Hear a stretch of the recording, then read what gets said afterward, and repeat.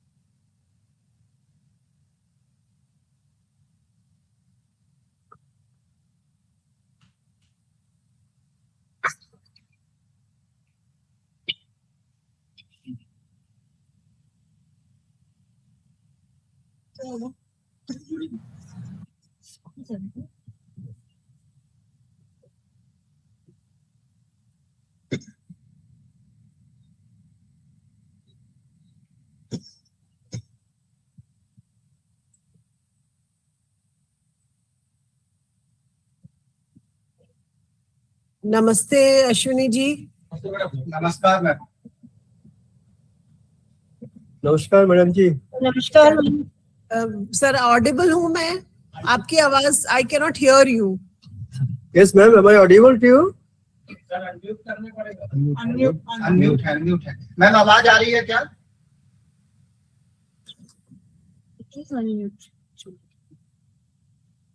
Ma'am को आवाज ma'am तक नहीं आवाज आ रही। यहाँ से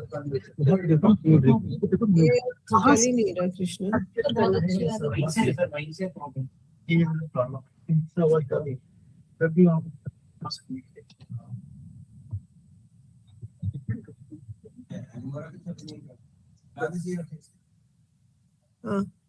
Sir, am I audible? Because I cannot hear you.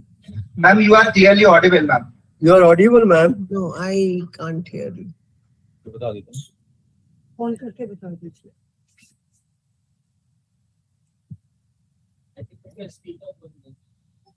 Ma'am का स्पीकर तो नहीं बंद है? अश्विनी जी, आपकी आवाज आ रही है हमें। मेरी आवाज आ रही तो मैं प्रेजेंटेशन करूंगी। आप क्या कह रहे हैं मुझे नहीं सुनना पड़ रहा। बस हम एक इनॉग्रल करेंगे 1 मिनट का, उसके बाद फिर आप बोलेंगे। ठीक है, आप मुझे फिर वहां से एक्शन करके बताएंगे बिकॉज मेरे को सुनाई नहीं पड़ रहा। ठीक है। Okay, thank you. मैम एक बार स्पीकर बोल दीजिए।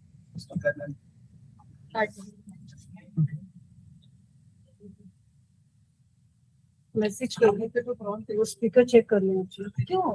वहाँ पे तो हमें क्रॉस दिख रहा है। वो वहाँ से अनम्यूट नहीं। अच्छा क्या? वो कैमरे का ठीक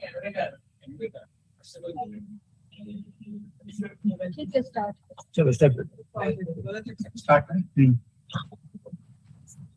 Esteemed Principal RI Bhopal, Professor Jaideep Mandal sir, Head DESSH, Professor Nidhi Tiwari ma'am, respected Professor Dr. Rasmi Sharma ma'am, coordinator of this program, Dr. Ashwini Kumar Garg sir, co-coordinator of this program, Dr.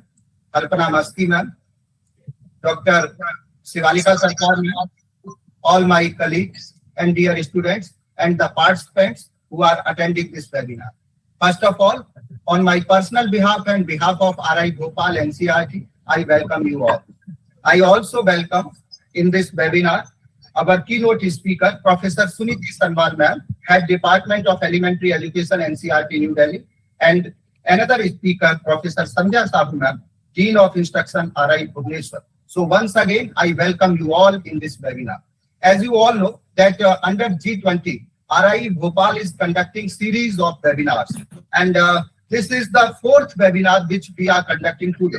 First program we conducted on 29th May, and the title of the webinar was Webinar on Foundational Literacy and Numeracy for Elementary School Heads and Teachers.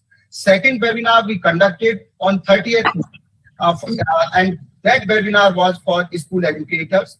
Third webinar we conducted on 31st May, and that was for pre-service teacher educator, and this is the fourth webinar which we are conducting today. And our clientele, our main participants who are attending this program are the teacher educators from Institute of Advanced Studies in Education, IASEs, and diet faculties. So again, we welcome you all, and as you all know that we start this program with the worship of Goddess Saraswati. So I would like to invite all the dignitaries who are present here, please lighting the lamp, and after that we will start the program. मैं माननीय प्राचार्य महोदय से और सभी हमारे साथियों से अनुरोध करूंगा कि वो मां सरस्वती का माल्यार्पण करें और दीप प्रज्वलन के द्वारा आज के इस कार्यक्रम का शुभारंभ करें। So, जैसे कि हमारी परंपरा रही है, हम हमेशा कहते हैं कि असतो मां सद्गमय, तमसो मां ज्योतिर्गमय, मृत्योर्मामृतम गमय। असतो मां सद्गमय, कि हम असत से हम सत्य की ओर आगे बढ़े। तमसो मां ज्योतिर्गमय, कि हम अंधकार से प्रकाश की ओर आगे जाएं। मृत्योर्मामृतम गमय, और हम मृत्यु से अमृत की ओर आगे बढ़े। तो इसी भावना के साथ आज का ये कार्यक्रम हमारा प्रारंभ होने जा रहा है, और हमारे माननीय प्राचार्य महोदय प्रोफेसर जयदीप मंडल सर मां सरस्वती का माल्यार्पण करते हुए, और साथ में हमारे विभागाध्यक्षा प्रोफेसर निधि तिवारी मैम, हमारे coordinator doctor Ashwini Kumar Garg sir, को कोऑर्डिनेटर डॉक्टर कल्पना मस्ती मैम, डॉक्टर शिवालिका सरकार मैम, डॉक्टर रश्मि शर्मा मैम और डॉक्टर हिमांशु मिश्रा जी, सभी आज के इस कार्यक्रम का शुभारंभ करते हुए। और जैसा कि आप सभी को पता है कि भारत इस बार G20 की अध्यक्षता कर रहा है, और उसी के अंतर्गत बहुत सारे कार्यक्रम हमारे पूरे भारत में अलग अलग आयोजित किए जा रहे हैं। ये हम सभी का सौभाग्य है कि हम सभी को उसमें प्रतिभाग करने का एक मौका मिल रहा है, और उसी G20 के अंतर्गत ये बहुत सारे वेबिनार्स की एक श्रृंखला आयोजित की गई है। और आज का जो वेबिनार है, इसका जो मेन थीम है, सेंट्रल थीम है, वो है फाउंडेशनल लिटरेसी एंड न्यूमरेसी। क्योंकि अभी आप सभी NEP 2020 के बाद जो बहुत सारे बदलाव हमें देखने को मिलते हैं, उसी में जो एक बड़ा बदलाव है जो NEP 2020 कहती है कि हमें क्लास 3rd तक हमें फाउंडेशनल लिटरेसी और न्यूमरेसी की कॉम्पिटेंसीज को हमें बच्चों के अंदर जो आउटकम्स हैं उनको अचीव करना है, और इसीलिए बहुत सारे एफर्ट्स हम लोग कर रहे हैं, और उसी में से एक एफर्ट्स है हमारे ये webinar.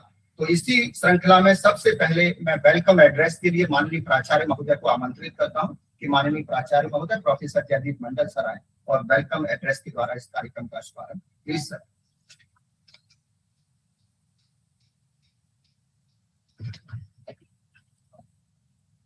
Very good morning to all of you. Respected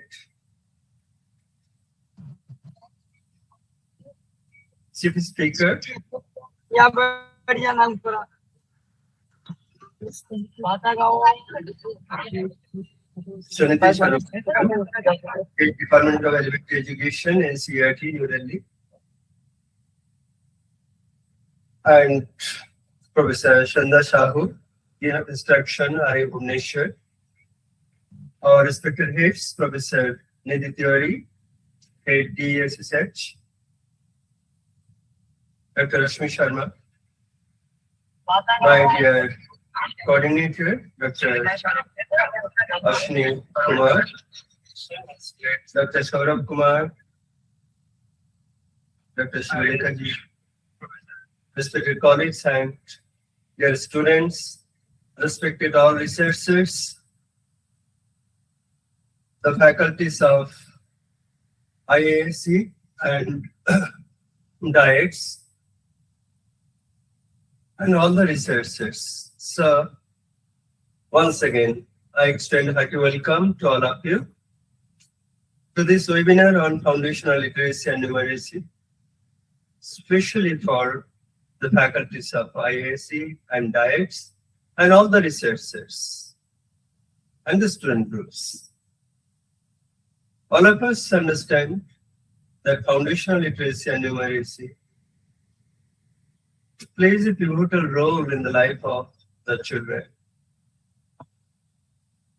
It is our responsibility to make the life of our children joyful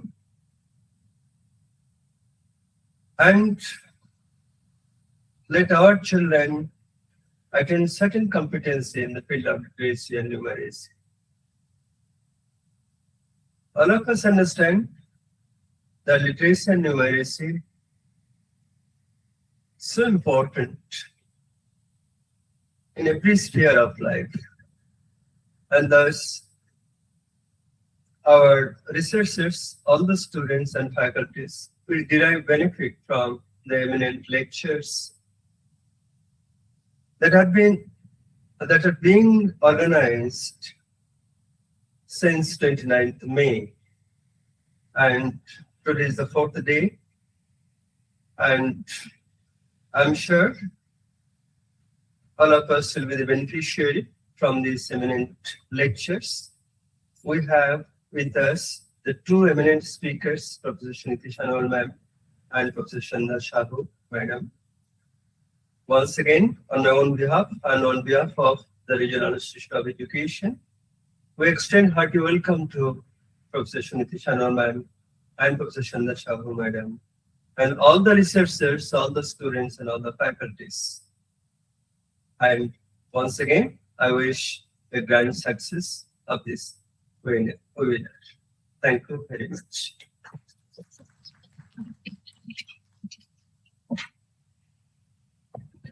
Thank you very much, sir, for your welcome address and motivational words. Now, this is that time when I would like to invite the keynote speaker of today's webinar, Professor Suniti Sanbal ma'am. As you all know, Madam is Head Department of Elementary Education, NCERT, New Delhi, and Madam is working in the area of elementary education since long. And she has conducted so many programs, training programs, workshops, and also involved in the development of the curriculum of elementary education. So without wasting any time, I invite Professor Suniti Sanbal ma'am to take session. Please, ma'am. Thank you so much. Am I audible? Yes, ma'am. Yes, ma'am, you are. Okay. Thank you so much. Respected Professor Mandal, Professor Nidhi Tiwari, Professor Sandhya Sahu, Dr. Mishra, and all my colleagues in RIE and all the ladies and gentlemen who are connected through different mediums for this webinar. A very good morning to all of you. And first of all, I thank RI Bhopal for giving us this platform to share the NCERT's initiatives on foundational literacy and numeracy. So that is going to be my focus for today's lecture as to what has been the desire of different or what have been the endeavors of Government of India in the area of foundational literacy and numeracy, and how NCERT has developed a lot of material and a lot of initiatives on foundational literacy numeracy, and then I can take your questions. So I'm just sharing my presentation.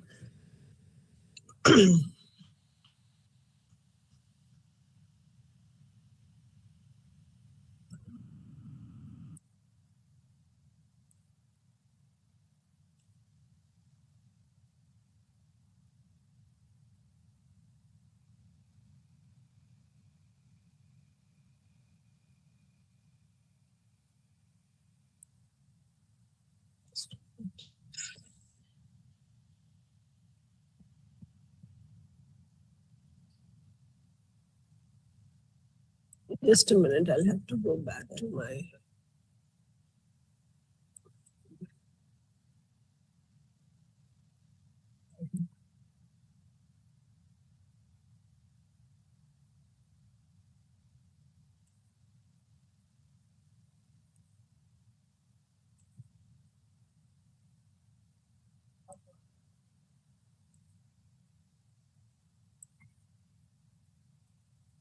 So is it visible?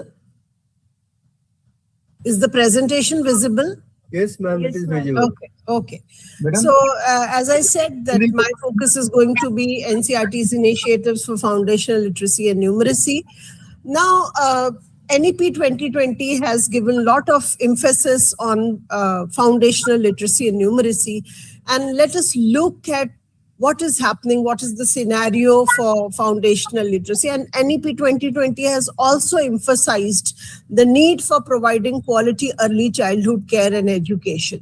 So this is some statistics from the Ministry of Education's from there. That is the source of this statistics.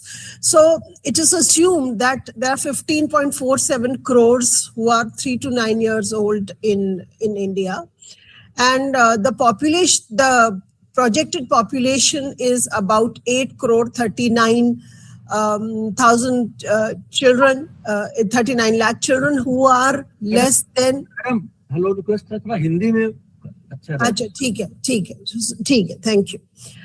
तो ये जो एक हम statistics देख रहे हैं जो ministry of education की तरफ से ये स्टैटिस्टिक्स है कि 15.47 करोड़ बच्चे जो हैं वो 3 से 9 साल की उम्र के हैं, और जिसमें से 8 करोड़ 39 ऑलमोस्ट 8.4 करोड़ बच्चे जो हैं वो 3 से 6 साल की उम्र के हैं। तो अगर हम देखें कि ये जो 3 से 6 साल के बच्चे हैं ये कहाँ जा रहे हैं, तो हम ये पाते हैं कि ये जो 8.4 करोड़ बच्चे हैं उसमें से 3.46 करोड़ जो कि 41% होता है वो आंगनवाड़ीज में जा रहे हैं देश की। 11.1% बच्चे जो हैं वो प्राइवेट प्री प्राइमरी स्कूल्स में जा रहे हैं। 3.9% बच्चे government aided pre primary schools में जा रहे हैं, लेकिन 43.9% बच्चे ऐसे हैं जो कहीं नहीं जा रहे, जो किसी भी प्री स्कूल सेटअप में नहीं जा रहे हैं, या फिर ये बच्चे ऐसे हैं जो क्लास 1 और 2 में जिन्होंने एडमिशन ले लिया है। तो इसका मतलब ये है कि हम जो एक क्वालिटी फाउंडेशन की बात कर रहे हैं, एक स्ट्रॉन्ग फाउंडेशन की बात कर रहे हैं in the pre primary years, वो हम अबाउट 50% बच्चों को हम नहीं दे पा रहे हैं। और रिसर्चेस हमको बता रही हैं कि आंगनवाड़ी में जो करिकुलम है वो बहुत डाइल्यूटेड है, और जो प्राइवेट प्री स्कूल्स हैं जो इंडिविजुअल रन है उसमें downward extension of primary education हो रहा है। तो इसका मतलब हम जो ये 3 से 6 साल के बच्चे हैं जहाँ पे ब्रेन डेवलपमेंट फास्टेस्ट रेट पे होता है, और 90% ऑफ द ब्रेन डेवलप हो जाता है जब तक बच्चा 5 इयर्स का होता है। तो हम somehow इस जो क्रिटिकल पीरियड जिसको हम विंडो ऑफ अपॉर्चुनिटी कहते हैं उसको इनकैश नहीं करा पा रहे। तो इसलिए एनईपी ने बहुत ज्यादा फोकस किया है कि हम जो है इस पे early childhood care and education को बहुत स्ट्रॉन्ग बनाएं, उसको यूनिवर्सलाइज करें by 2026 so that children come to the school with strong foundations. और अगर हम 6 से 9 साल के बच्चों की तरफ देखते हैं तो हम देखते हैं कि सिर्फ 0.24% बच्चे हैं जो स्कूलों में नहीं है। अदरवाइज ज्यादातर बच्चे जो हैं 6 साल के कक्षा 1 से ऊपर, बिकॉज हमारे पास यूनिवर्सलाइजेशन ऑफ एलिमेंट्री एजुकेशन है, तो ज्यादातर बच्चे क्लास 1 के से ज्यादातर बच्चे स्कूलों में हैं। लेकिन ये जो बच्चे जो मैंने कहा 3 से 6 साल का ये क्रिटिकल पीरियड है जो कि या तो स्कूलों में नहीं है या ये बच्चे 5 साल के बच्चे कक्षा 1 और कक्षा 2 में हैं, जो जल्दी बर्डन उनके ऊपर पड़ने लगता है जब वो रेडी नहीं है। तो इसलिए एनईपी ने बहुत ज्यादा फोकस किया है on quality early childhood care and education और फाउंडेशनल लिटरेसी एंड न्यूमरेसी पे। बेटा आपकी स्लाइड नहीं चेंज हो रही। स्लाइड नहीं चेंज हो रही है जी। एक मिनट। अब हेलो मैडम। अब चेंज, हेलो मैडम, स्लाइड को फुल स्क्रीन करना है। नहीं अब चेंज हुई क्या? हाँ हो रही, फुल स्क्रीन करना है। हाँ हाँ अब हुई? फुल स्क्रीन करना है, फुल स्क्रीन में। फुल स्क्रीन किया है मैंने, एक मिनट। फुल स्क्रीन करूंगी तो अब ठीक है? नहीं आया मैडम अभी। तो वो फुल स्क्रीन में कुछ इशू है, नहीं होगा। आपको ऐसे आप दिख रही है? ठीक है मैडम, ठीक। हाँ, इसी में फिर मैं बोलती हूँ और फिर मैं भी शेयर द पीपीटीज। तो हमने जैसे अभी आपने इनॉग्रल एड्रेस में भी सुना कि ये कहा है, रिसर्चर्स हमको बताते हैं कि जो बच्चे कक्षा 3 तक पढ़ना लिखना नहीं सीख पाते, वो आगे जो रीडिंग है वो children who don't learn to read are not able to read to learn. ये हमारा मोटो है निपुण भारत का कि children should be taught learning to read so that they can read to learn. तो कक्षा 3 जो है वो एक इन्फ्लेक्शन पॉइंट है और रिसर्चर्स ये बताते हैं कि जो बच्चे कक्षा 3 तक पढ़ना लिखना नहीं सीख सकते वो जनरली पिछड़ते जाते हैं, अपने लिटरेसी में पिछड़ते जाते हैं। तो इसलिए कक्षा 3 एक इन्फ्लेक्शन पॉइंट है जहां पे हमको फोकस करना है फाउंडेशनल स्किल्स, ताकि बच्चे को उस एज तक, वो विंडो ऑफ अपॉर्चुनिटी है, बच्चे को फाउंडेशनल स्किल्स आ जाएं, हायर ऑर्डर थिंकिंग आ जाएं और उनके लर्निंग आउटकम्स, अगर प्रोसेसेस ठीक है तो लर्निंग आउटकम्स ठीक होगा। और एनईपी ने इसीलिए कहा है, बहुत फोकस करते हुए, कि our highest priority must be to achieve universal foundational literacy and numeracy in primary schools and beyond.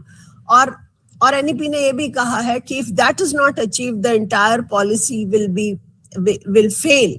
तो इसलिए ये सबसे इंपॉर्टेंट है कि by class 3 we teach children the foundational skills, we provide the basis for foundational skills। और इसलिए 5 जुलाई 2021 ने as per the recommendation of NEP, ministry of education ने एक गाइडलाइन निकाली जिसको निपुण भारत मिशन कहा जाता है। ये फाउंडेशनल लिटरेसी एंड न्यूमरेसी का मिशन है और ये 5 साल तक मिशन मोड में चलेगा, ताकि आपको पता है जब मिशन मोड में कोई चीज चलती है तो बहुत सारा रिसोर्स होता है, बहुत सारी मॉनिटरिंग होती है, बहुत सारा पैसा पंप होता है उसमें। तो ये जो निपुण है, ये एक्रोनिम है, national initiative for proficiency in reading with understanding and numeracy. तो ये एक निपुण भारत की गाइडलाइन है और इसके 2 एम है, to create an enabling environment to ensure universal acquisition of foundational literacy and numeracy and every child achieves the desired learning competencies in reading, writing and numeracy at the end of grade 3। तो ये इसके 2 aim है और ये जो guideline है ये 2 भागों में इसको डिवाइड किया जा सकता है। जो पहला भाग है वो एडमिनिस्ट्रेटिव पार्ट है, जिसमें कि एक पूरा स्ट्रक्चर की बात की है कि किस तरह की मैकेनिज्म हो, नेशनल लेवल पे कौन मॉनिटर करेगा, स्टेट पे कौन, फिर 5 टियर की बात की है, national, state, district, block and the institution. तो 5 लेवल पे इसकी मॉनिटरिंग होनी है, इसका पूरा सारे इनिशिएटिव्स इसके मॉनिटर होंगे, मेंटर्स होंगे, टीचर्स की ट्रेनिंग होगी। ये पूरा एडमिनिस्ट्रेटिव एस्पेक्ट एक सेक्शन में बताया गया है। और दूसरा सेक्शन है वो academic aspect of foundational literacy and numeracy है, जिसमें कि ये बताया गया है कि what is foundational literacy, what is foundational numeracy, why should we shift towards competency based education, what is this mission about, then what is the role of parent and community, और ICT कैसे use कर सकते हैं teachers, और तो ये सारी जो अंडरस्टैंडिंग है कि लीडर्स की क्या भूमिका होनी चाहिए, स्कूल लीडर्स या जो प्रिंसिपल्स हैं उनकी क्या भूमिका होनी चाहिए, तो इस तरह से ये सारे चैप्टर्स जो है, और बच्चे कैसे सीखते हैं, किस तरह के एक्सपीरियंसेस देने चाहिए, तो ये सारे जो बातें हैं ये निपुण भारत के गाइडलाइन में ये सारी बातें दी गई हैं। और ये एक डॉक्यूमेंट है जो आप मिनिस्ट्री ऑफ एजुकेशन की वेबसाइट से आपको ये मिल सकता है। और इसके अंत में एक बहुत अच्छी चीज जो एनसीईआरटी ने की है, इसमें कोडिफाइड लर्निंग आउटकम्स है 6 सालों के लिए, मतलब 3 से लेकर 9 साल, बच्चा 3 years to 9 years, that is from बाल वाटिका 1 to grade 3, 6 सालों के लिए एक प्रोग्रेशन में लर्निंग आउटकम्स इस डॉक्यूमेंट में दिए हैं। तो टीचर्स को मालूम है कि हम जब कई बार जैसे रिसर्च होती है तो ये होता है कि बच्चों को ABCD सिखा रहे हैं, 1 2 3 4 सिखा रहे हैं, तो टीचर्स का कहना होता है कि या पेरेंट्स का उनका कहना होता है कि पेरेंट्स डिमांड करते हैं क्योंकि उनको पता ही नहीं है कि क्या सीखना चाहिए बच्चे ने प्री स्कूल ईयर्स में। तो ये सारे इश्यूज हैं जो कि कई बार हमको जो है वो प्रॉब्लम देते हैं। तो अब उसके बाद हम नेक्स्ट स्लाइड अगर देखें तो ये जो निपुण भारत है इसका विजन है बाय 26-27, मतलब 5 साल का पीरियड है जो गवर्नमेंट ऑफ इंडिया ने सारे स्टेट्स को दिया है, जब तक उनको FLN जो निपुण भारत जो फाउंडेशनल लिटरेसी न्यूमरेसी है उसको मिशन मोड में करके they have to ensure that children acquire foundational literacy and numeracy, and every child achieves the desired learning competencies in reading, writing and numeracy at the end of grade 3. तो ये focus है, लेकिन holistic development की बात कही है निपुण भारत, जो है सिर्फ लिटरेसी न्यूमरेसी की बात नहीं करता है। मैं अगर आपको बताऊं तो एक होलिस्टिक डेवलपमेंट की 3 डेवलपमेंटल गोल्स की बात कही है। Children maintain good health and wellbeing, जिसमें हम physical wellbeing, social emotional wellbeing, hygiene, sanitation, safety की बात कर रहे हैं। और दूसरा है foundational children become effective communicators, जहाँ पे हम लिटरेसी और न्यूमरेसी को एम्फसाइज करते हैं। और तीसरा है children become involve learners and connect with their environment, जहाँ पे हम पूरा कोग्निटिव डेवलपमेंट, न्यूमरेसी और इन्वायरमेंट को इंटीग्रेट करते हुए वो फोकस करते हैं। तो एक होलिस्टिक डेवलपमेंट की बात की गई है। तो जो निपुण भारत डॉक्यूमेंट है उसमें लैंग्वेज और लिटरेसी को इस तरह से डिफाइन किया है कि it is a pre-existing knowledge of language helps in building literacy skills in languages, और ये कहा कि oral language development is important, और ये हमको रिसर्च बताती है कि जो बच्चे के रीडिंग और राइटिंग का जो बेस है that is the oral language development. जितनी रिच हम बच्चे को ओरल लैंग्वेज डेवलपमेंट के अपॉर्चुनिटीज देंगे या उतने मौके देंगे, उतने ज्यादा इजी बच्चे को रीडिंग और राइटिंग हो जाता है। तो बच्चे को ओरल लैंग्वेज डेवलपमेंट बहुत इंपॉर्टेंट है, फिर डी कोडिंग है, fluency is important, comprehension is important and writing. तो ये फोकस एरियाज हैं निपुण भारत में जो फाउंडेशनल लिटरेसी के लिए बताए गए हैं। और इसी तरह से न्यूमरेसी का अगर हम देखें, the ability to reason and to apply simple numerical concepts in daily life problem solving is foundational numeracy. तो इसके भी जो है प्री नंबर कॉन्सेप्ट्स हैं, इसमें नंबर एंड नंबर ऑपरेशंस हैं, शेप्स एंड स्पेशल अंडरस्टैंडिंग जिसको हम ज्योमेट्री समझते हैं वो है, मेजरमेंट है और डेटा हैंडलिंग है। ये इनके की एरियाज हैं। और जैसे मैंने आपको बताया कि NEP ने ये कहा है कि 5 साल का वक्त है जब तक universalization of early childhood care and education हो, लेकिन तब तक हमको अगर फाउंडेशनल लिटरेसी और न्यूमरेसी मिशन चलाना है तो हमको बच्चे को प्रिपेयर करना है। और इसके लिए उन्होंने कहा कि एक 12 हफ्तों का या 3 महीनों का एक प्ले बेस्ड मॉड्यूल होगा, जो सब बच्चे जो क्लास 1 में एडमिशन लेंगे वो ये 3 महीने का प्ले बेस्ड मॉड्यूल उसको करेंगे, और इसका नाम दिया गया है विद्या प्रवेश। और ये जो बाल वाटिका 3 है उसके लर्निंग आउटकम्स के साथ अलाइन है।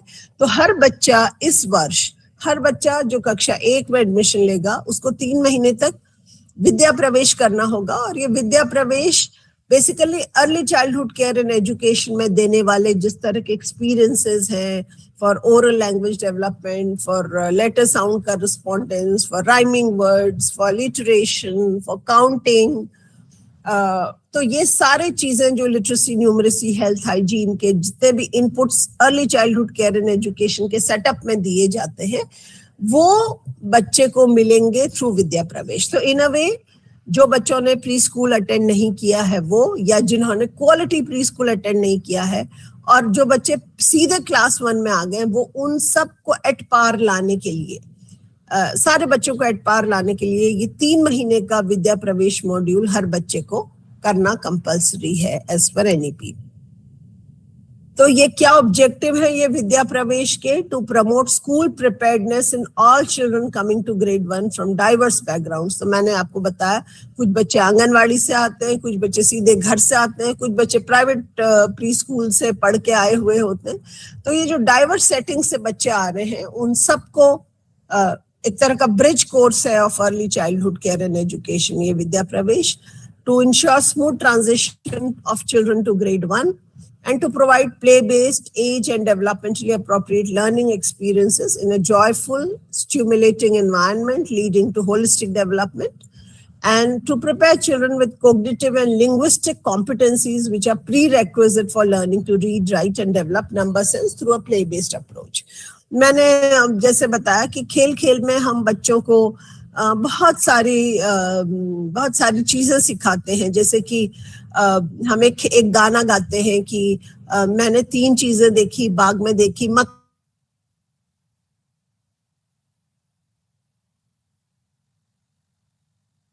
से बताते हैं ककड़ी, और पास पड़ी थी लकड़ी, तो मकड़ी, लकड़ी, ककड़ी। इस तरह से खेल खेल में हम बच्चों को राइमिंग वर्ड सिखाते हैं, जो कि बच्चों को बाद में जब वो पढ़ने लगते हैं तो रैट, कैट, बैट, मैट जब हम सिखाने लगते हैं तो उनको पता है कि ये अगर राइमिंग वर्ड है तो इसका पैटर्न सेम होगा।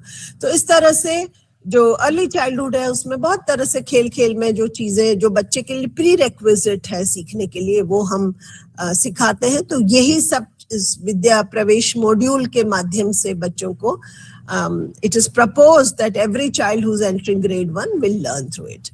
तो अब ये जो हम नई बात कह रहे हैं, जो नई शिफ्ट की बात कह रहे हैं, तो वो टीचर्स को जब तक हम ट्रेन नहीं करेंगे तब तक it is going to be of no use. तो एक निष्ठा जो है, निष्ठा FLN 3.0 उसका नाम है, उसमें 12 मॉड्यूल डेवलप किए गए हैं जो कि टीचर ट्रेनिंग के मॉड्यूल हैं। और ये टीचर्स ने ऑनलाइन माध्यम से ये इन्होंने 12 मॉड्यूल टीचर्स ने किए हैं। और जो टीचर्स इस मॉड्यूल को करने के बाद, इसके अलग अलग फीचर्स हैं मैं बताऊंगी, तो जो इस मॉड्यूल को करने के बाद 70% एंड अबव जो वो ले आते हैं, मार्क्स ले आते हैं, उनको एक सर्टिफिकेट मिलता है for every module that they complete. तो ये 12 मॉड्यूल है। Introduction to FLN mission, shifting towards competency based education, understanding learners, how children learn, involvement of parent and communities for FLN, understanding Vidya Pravesh and Bal Vatika, foundational language and literacy, foundational numeracy, multilingual education in primary grades, learning assessment, school leadership for foundational literacy, numeracy, integration of ICT in teaching, learning and assessment, and toy-based pedagogy for foundational stage. तो ये 12 module हैं जो कि निष्ठा FLN के courses हैं, और ये करीब 12 लाख टीचर्स ने अक्रॉस द कंट्री इसको पूरा किया है। इसके अलावा NCERT ने एक और कोर्स निष्ठा के माध्यम से एक और कोर्स लॉन्च किया है जो निष्ठा 4.0 जिसको हम बोलते हैं, that is ECCE for master trainers. जब अगर हम quality early childhood care and education की बात कर रहे हैं तो टीचर्स को ट्रेन करने के लिए मास्टर ट्रेनर्स को भी ट्रेन करना जरूरी है। और उसके लिए भी हमने कोर्स बनाया है जो ऑनलाइन माध्यम से कर सकते हैं मास्टर ट्रेनर्स। और इसमें 6 मॉड्यूल, 6 कोर्सेज हैं। First is the significance of early years, Then second है planning a play-based environment. 3 है play-based activities for holistic development. 4 है partnership with parents and community. School readiness. 5 है and birth to 3 year early identification for intervention of special needs. तो special है. तो ये जब जो निष्ठा का ऑनलाइन कोर्स है, इसके फीचर्स ये हैं कि एक टेक्स्ट रिसोर्स है, आपके पास एक कुछ कंटेंट होता है जो आप पढ़ के समझ सकते हैं. फिर इसमें हम इंटरैक्टिव एंड रिफ्लेक्टिव एक्टिविटीज देते हैं. हम आपको सोचने के लिए कुछ एक्टिविटीज देते हैं जो आपको ऑनलाइन या ऑफलाइन करनी होती है. हम आपको कह सकते हैं कि पास के स्कूल में जाओ, ये ऑब्जर्व करो, ये देखो. तो इस तरह के ऑफलाइन एक्टिविटीज भी उसमें सजेस्ट की जाती है. फिर जो भी टेक्स्ट कह रहा है उसको सपोर्ट करने के लिए एक्सप्लेनेटरी एंड डेमोन्स्ट्रेशन वीडियोस भी बनाते हैं. हम समझाने की कोशिश करते हैं थ्रू वीडियोस कि हमने टेक्स्ट में क्या कहा है.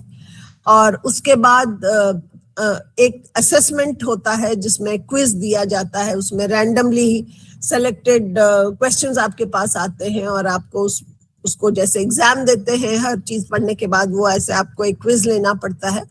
और उसमें additional resources, web links, reading materials और भी जो भी एक्स्ट्रा चीजें आप पढ़ सकते हैं वो सब दी रहती हैं.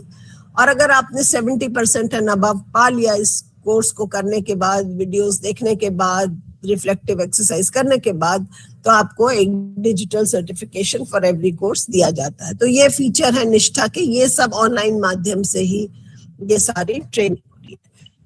इसके अलावा एक और जो रिसोर्स है that is the Diksha portal and mobile app. ये दीक्षा का पोर्टल है जो ऑनलाइन है और आप मोबाइल ऐप भी यूज कर सकते हैं. इसमें बहुत ज्यादा कंटेंट हमने डाला है.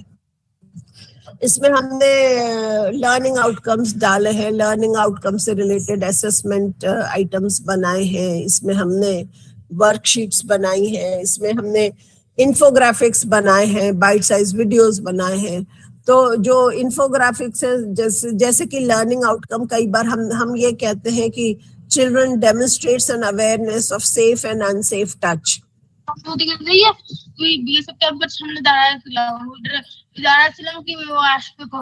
अपना माइक ऑफ कर लीजिए प्लीज, जिसका माइक. तो ये सारा कंटेंट जो है ये दीक्षा पे अपलोडेड है. और ना ही सिर्फ एनसीईआरटी बट स्टेट्स भी जो एफएलएन से रिलेटेड मटेरियल डेवलप कर रहे हैं, वीडियोस बना रहे हैं, कंटेंट क्रिएट कर रहे हैं, वो सब भी अपने स्टेट के वर्टिकल में है.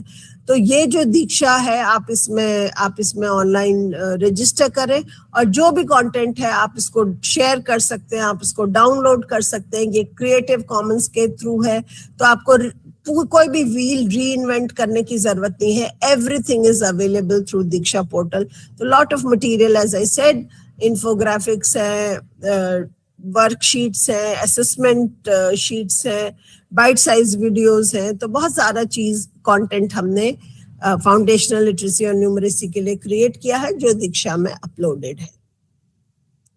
तो इसके लिए जो आपको जो प्रोसेस होता है, आपको दीक्षा का जो ऐप है वो आपको डाउनलोड करना पड़ता है या दीक्षा पोर्टल को एक्सेस करना पड़ता है. फिर आपको अपना रजिस्ट्रेशन करना पड़ता है, ईमेल देना पड़ता है, मोबाइल नंबर वगैरह देना पड़ता है.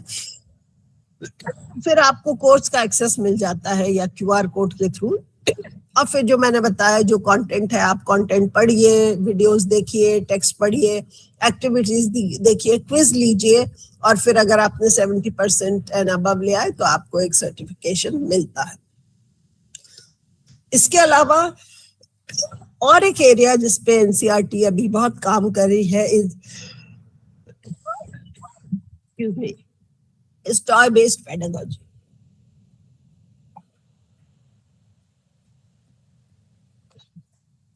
तो ये एनसीईआरटी ने एक हैंडबुक बनाई है ऑन टॉय बेस्ड पेडागॉजी. इसमें जितने भी हमारे ट्रेडिशनल गेम्स एंड टॉयज थे उसको डिफरेंट लर्निंग आउटकम्स के साथ मैप किया है.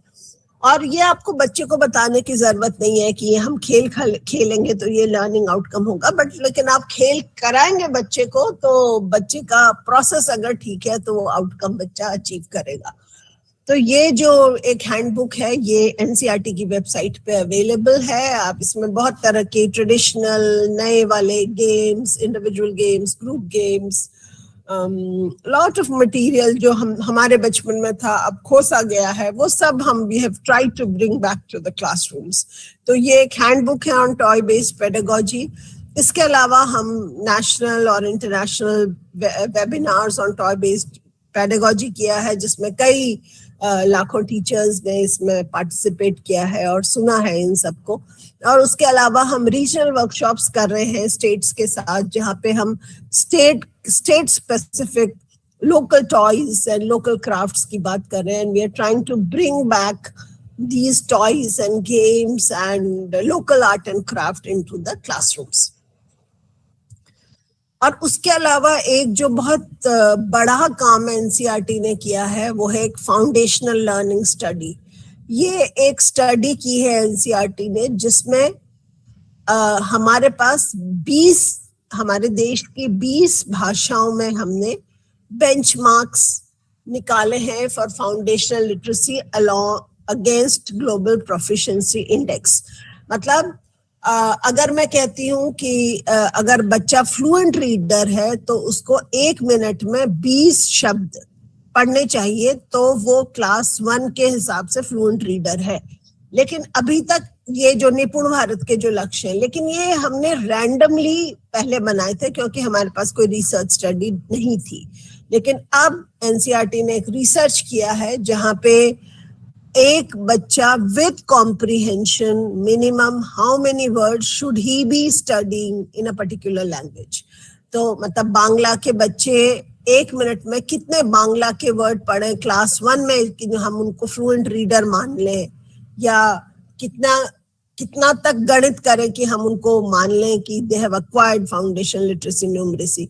तो ये बेंचमार्क्स क्रिएट किए हैं और ये benchmarks are always against global proficiency index, मतलब ग्लोबली क्या चलता है और उसमें हमारे बच्चे कहाँ फेयर करते हैं। तो 20 लैंग्वेजेस के लिए लिटरेसी के बेंचमार्क्स और न्यूमरेसी के बेंचमार्क, ये स्टडी एक बहुत बड़ी study, one of its own kind एक स्टडी एनसीईआरटी ने की है जिसमें अब हमारे पास 20 भाषाओं के बेंचमार्क्स हैं। और एक और इम्पॉर्टेंट चीज जो लॉन्च हुई है वो है national curriculum framework for foundational stage NCFFS। ये लॉन्च हुआ है और इसमें एम्स ऑफ एजुकेशन बताए गए हैं, फिर करिकुलर गोल्स बताए हैं, कॉम्पिटेंसीज बताई हैं और लर्निंग आउटकम्स बताए हैं। तो इसमें 5 डोमेन्स की बात की है निपुण भारत में। हालांकि हमने 3 गोल्स की बात की थी और हमने उसमें डोमेन को सबस्यूम कर लिया था, लेकिन यहाँ पे हम सारे डोमेन्स की बात कर रहे हैं। तो 5 डोमेन और 1 पॉजिटिव हैबिट्स ऑफ लर्निंग, ये बात कही है। और एनईपी ने बहुत एम्फसाइज किया है कि जो भी लर्निंग होगी it will be through play, through games, through sports, through whatever play. तो प्ले के साथ लर्निंग होनी है। तो इसमें क्या क्या हो सकता है कि कैसे आप लर्निंग को फन बना सकते हैं। You can have variety of conversation with children, story telling करें, उसमें बच्चों को बहुत मजा आता है। टॉय बेस्ड लर्निंग यूज करें, सॉन्ग्स एंड राइम्स यूज करें, music and movement, art and craft, indoor game, outdoor game, spending time in and with nature and field trips. तो अगर आप देखेंगे तो इसमें कहीं भी कोई भी स्कोप ABCD पढ़ाएं या 1 2 3 पढ़ाएं आपको नहीं दिखेगा, क्योंकि ये वो पेडागोजी है जहाँ पे आप होलिस्टिक डेवलपमेंट करते हैं। You create strong foundations and children will ultimately pick up foundational literacy and numeracy. और इसके अलावा हमने एक और चीज, जो बड़ी चीज एनसीईआरटी ने की है, वो है कि हमने एक जादुई पिटारा लॉन्च किया है which is a collection of learning teaching material at the foundational stage. और इस पिटारे में हमने बहुत सारी चीजें रखी हैं। Just to give you a glimpse, हमने एक उन्मुख टीचर्स हैंडबुक रखी है फॉर बाल वाटिका, हमने एक वर्कबुक रखी है और एक लूज वर्कशीट्स रखी है विच इज थीम बेस्ड। तो ये बच्चों के लिए है। और एक और चिल्ड्रंस मैगजीन है फिर की बच्चों की, जो कि हमने इस जादुई पिटारा में रखी है।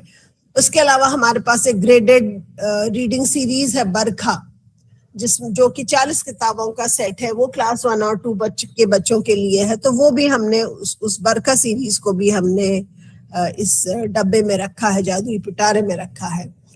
अब इस तरह के कई सारे पिक्चर रीडिंग पोस्टर्स, हम कहते हैं कि लिटरेसी रिच एनवायरनमेंट होना चाहिए, बच्चों को अपने चारों तरफ लिटरेसी नजर आनी चाहिए। तो इस तरह के हमने पोएम्स बनवाई हैं या पोएम चार्ट्स बनाए हैं, जिसमें आप अगर को मैं पढ़ के सुनाऊं, मकड़ी रोई उसकी बात समझे ना कोई, चिड़िया और गिलहरी साथ मकड़ी कर रही थी बात, बोली गिलहरी मेरी आंखें हैं दो, चिड़िया बोली मेरी भी दो, मकड़ी बोली मेरी 8, हंसे गिलहरी चिड़िया साथ, यह देख मकड़ी झल्लाई, सबको फिर यह बात बताई, आंखें हैं मेरी 8, इसमें हंसने की क्या बात, दोनों आंखों से मैं देखूं आगे पीछे इधर उधर, बाकी आंखें सिग्नल देती होता कहीं खतरा अगर। गिलहरी चिड़िया थे हैरान, आज मिला उनको यह ज्ञान, मकड़ी की होती आंखें 8, समझ आ गई अब ये बात। मकड़ी भी फिर मुस्कुराई, जोर से ताली बजाई, मुझ में है ये बात निराली, मैं हूँ 8 आंखों वाली। तो ये आप देखिए कि एक भाषा, ये एक पूरा एक, इसको आप लय और ताल के साथ गा सकते हैं। इसमें कॉन्सेप्ट ऑफ साइंस है, मकड़ी है, मकड़ी की 8 आंखें हैं और वो कैसे यूज करती है। और एक बाल सुलभ आप देखें कि जब कह रही है वो कि मेरी आंख 8 आंखें हैं, तो जो गिलहरी और चिड़िया उसकी हंसी उड़ा रहे कि देखो कैसे 8 आंखें थोड़ी होती है किसी की। तो इस तरह से जो कॉन्सेप्ट ऑफ साइंस है उसको भी हमने लैंग्वेज के साथ वीव इन किया है। इस तरह से जादुई पिटारे में ये पिक्चर रीडिंग पोस्टर्स हैं। अब आप इसमें देखिए कि बहुत तरह के सवाल हम बच्चों से पूछ सकते हैं, उनकी ऑब्जर्वेशन स्किल्स इससे बढ़ती है, उसमें फैंटेसी उनके अंदर आती है। तो हम जैसे इसमें पूछ सकते हैं आपको क्या क्या दिख रहा, कितने सी क्रीचर्स दिख रहे, जो हवाई जहाज सा दिख रहा है उसको क्या कहते हैं, पानी के अंदर जो चलता है उसको सबमरीन कहते हैं, जो व्यक्ति तैर रहा है उसको क्या कहते हैं, उसने क्या पहना है, वो क्या फर्क है, और ये कितने टर्टल हैं, कितने सी हॉर्सेस हैं, इस तरह के बहुत सारे सवाल। और फिर अंत में ये कि ये जो लड़की बैठी है इसका नाम क्या है, मरमेड है या जल परी है। तो क्या आपने कभी मरमेड देखी है, क्या आपका भी इनकाउंटर हुआ, किसी कहानी में सुनी है? तो ये फैंटेसी के लिए आपको लेके जा रहे हैं, कौन कौन से रंग आपको दिख रहे हैं। तो बहुत सारे सवाल हैं जो कि पिक्चर के ऊपर बेस्ड हैं, और बहुत सारे सवाल हैं which can be beyond the picture. कि आपको क्या लगता है, कभी आप समुद्र में जाओगे तो आपको कैसा लगेगा समुद्र की तली पे जाना? अगर मरमेड किसी दिन आपको मिल जाए तो आप उससे क्या कहोगे? तो बहुत तरह के सवाल आप बच्चों से बातचीत कर सकते हैं, ऑब्जर्वेशन उनका शार्पन कर सकते हैं, उनको बहुत सारे मौके दे सकते हैं अगर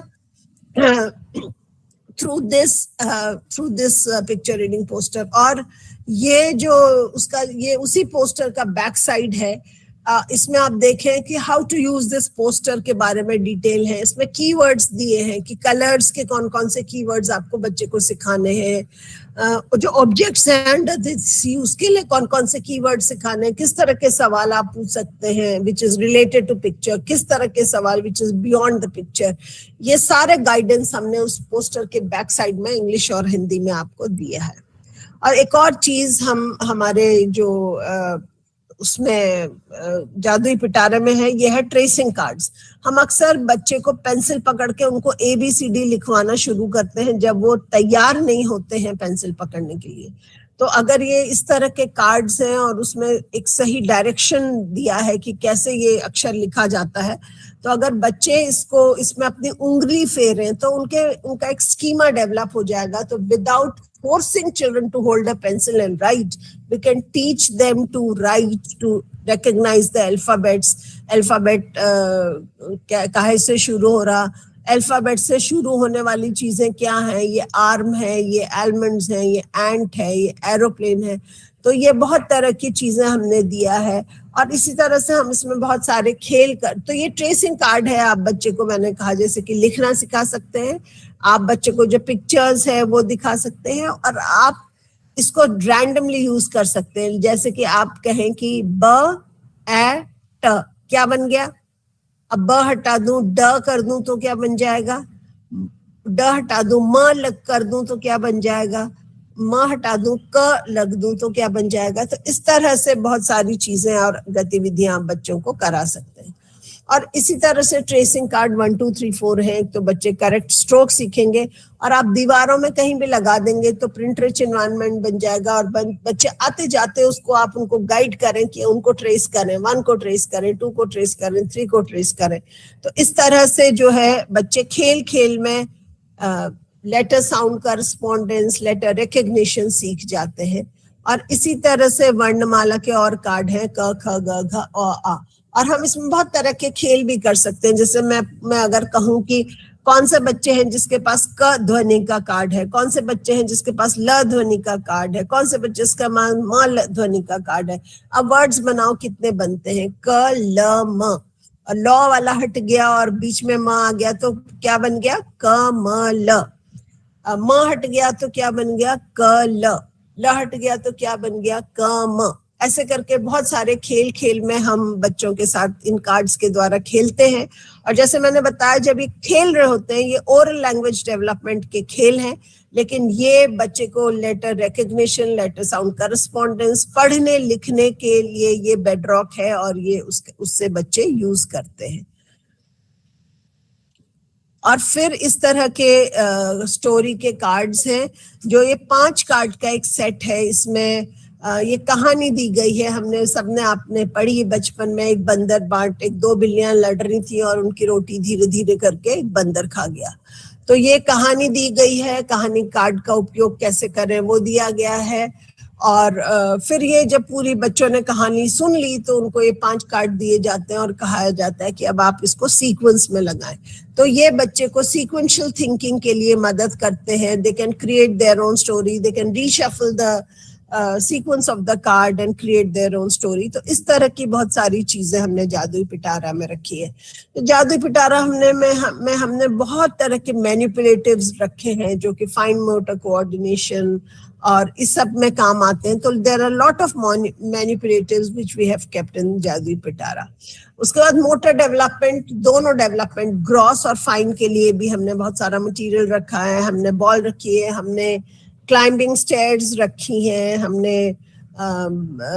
ये थ्रोइंग का एक खेल रखा है। तो बहुत सारी चीज, बॉलिंग सेट हमने रखा है।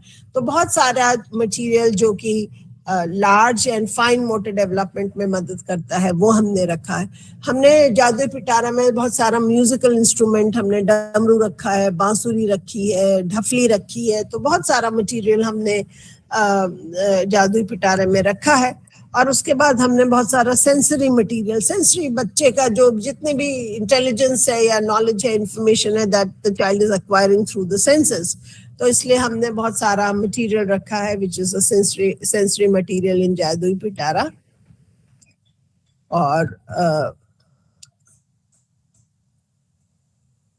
और उसके बाद हमने ये राइटिंग के लिए, जैसे मैंने कहा था, ट्रेसिंग बोर्ड हमने रखे हैं, पेंटिंग की अपॉर्चुनिटीज, बच्चे को स्ट्रिंगिंग द बीट, थ्रेडिंग, इस तरह की एक्टिविटी। तो इससे बच्चे के फाइन मोटर कंट्रोल डेवलप होते हैं, पिंसर ग्रिप डेवलप होती है और धीरे धीरे बच्चे ये ट्रेसिंग के थ्रू भी ABCD लिखना सीख जाते हैं। तो इस तरह का मटेरियल भी जादुई पिटारा में आपको मिलेगा।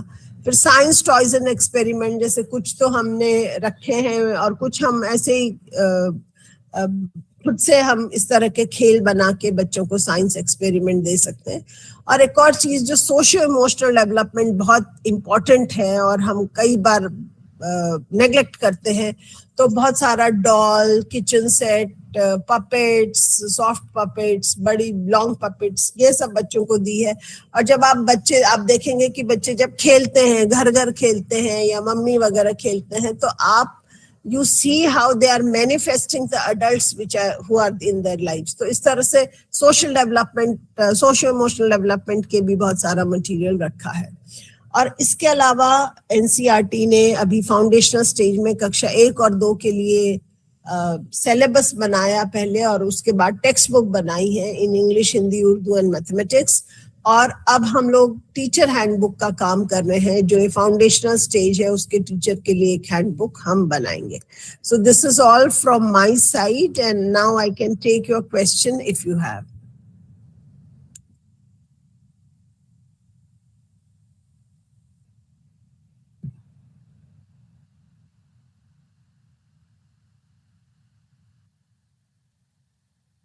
So I see some raised hands. Gayatri Bhakt, can we go to you?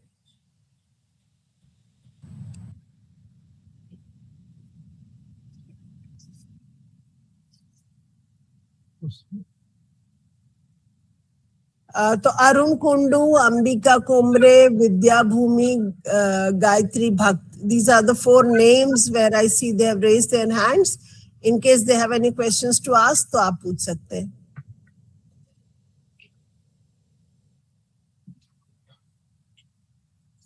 Gayatri भक्त, विद्या भूमि, अरुण कुंडू, अंबिका कुमरे, आपके hands raised हैं. In case you have any question to ask me, you can ask.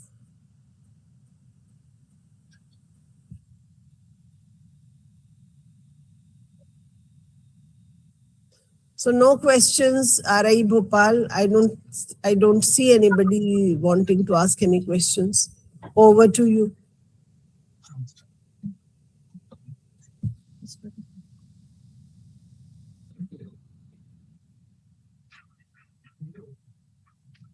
Thank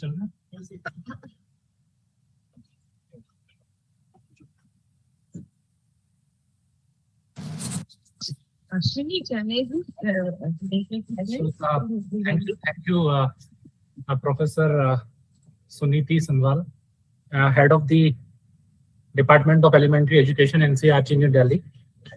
आपने जो भी एलिमेंट्री एजुकेशन को लेकर के आज इस वेबिनार में चर्चा की, निश्चित ही ये हमारे डाइट और IASE के जो फैकल्टी मेंबर्स हैं उनके लिए लाभान्वित करने वाली बात रही होगी.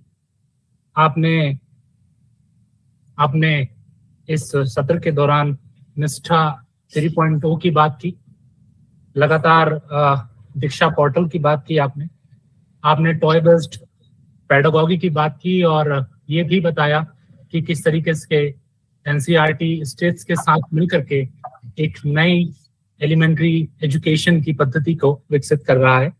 आपने जादुई पिटारा के बारे में लगातार बात की और इन सभी आपके मार्गदर्शन के लिए हम आपकी बहुत आपका शुक्रिया अदा करते हैं. So thank you so much, Professor, once again for your time. Thank you everyone. I'll be leaving the meeting. Thank you so much. Thank you so much.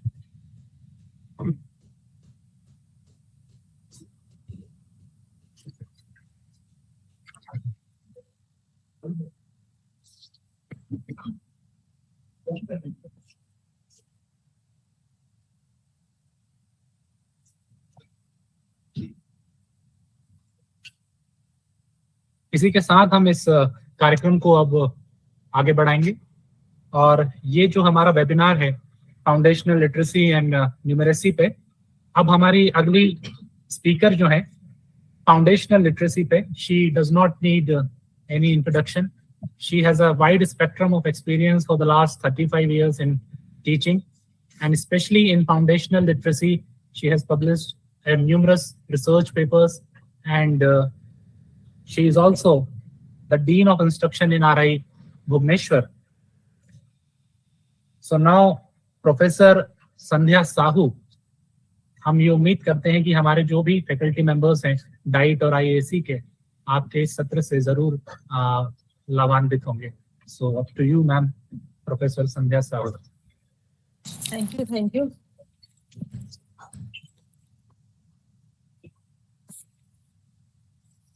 Give me 1 minute.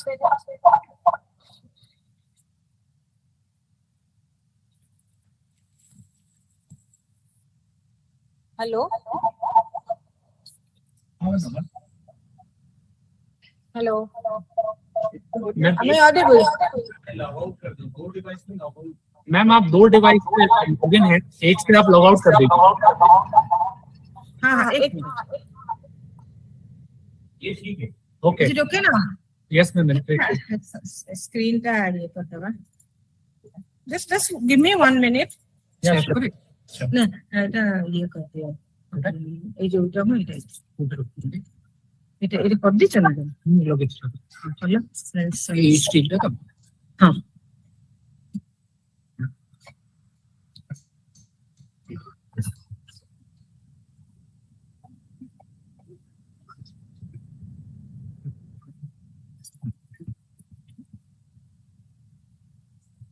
এটা হচ্ছে এটা Sri Lanka diploma No, no, no. Foundational literacy. F রে যাও। Professor Foundational literacy. এটাই তো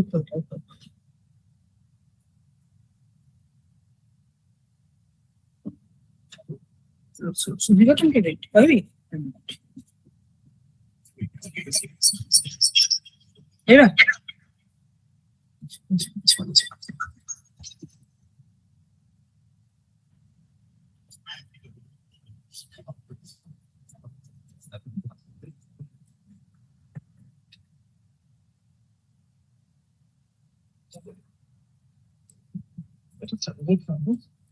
But heavy.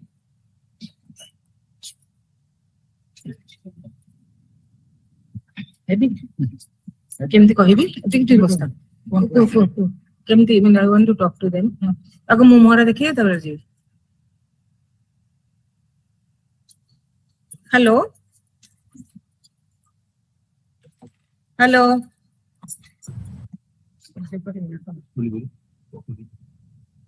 Hello ma'am ma'am you are hello am I audible to you all madam आप audible हैं और आप अच्छी हिंदी भी बोल लेती हैं इसलिए रिक्वेस्ट करेंगे So, good morning, everybody. Esteemed Principal, Professor Mandal, and Head of the Department Elementary Education, Professor Suniti Sanwal, and Aswini, my dear younger colleague and brother, who is the coordinator of the program, and Nidhi Madam, and all the faculty of RI Bhopal. Then all the esteemed participants. So now the topic that is given to me is foundational literacy. And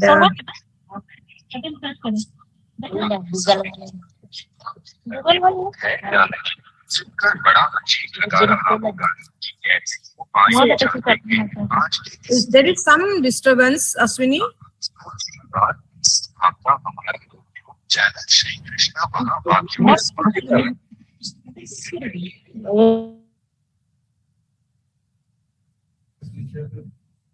screen share तो बोलिए sir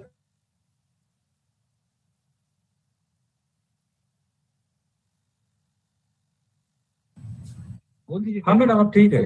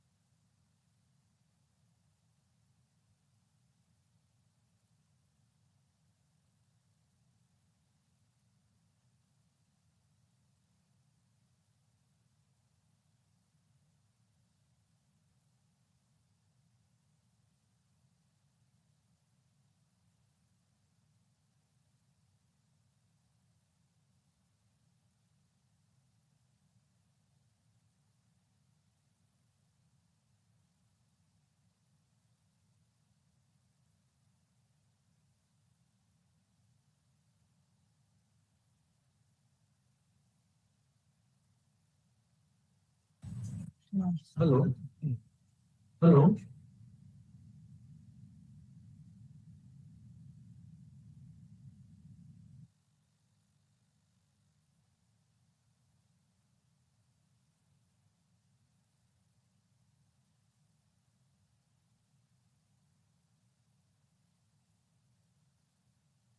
hello madam hello hello madam आपकी आवाज नहीं आ रही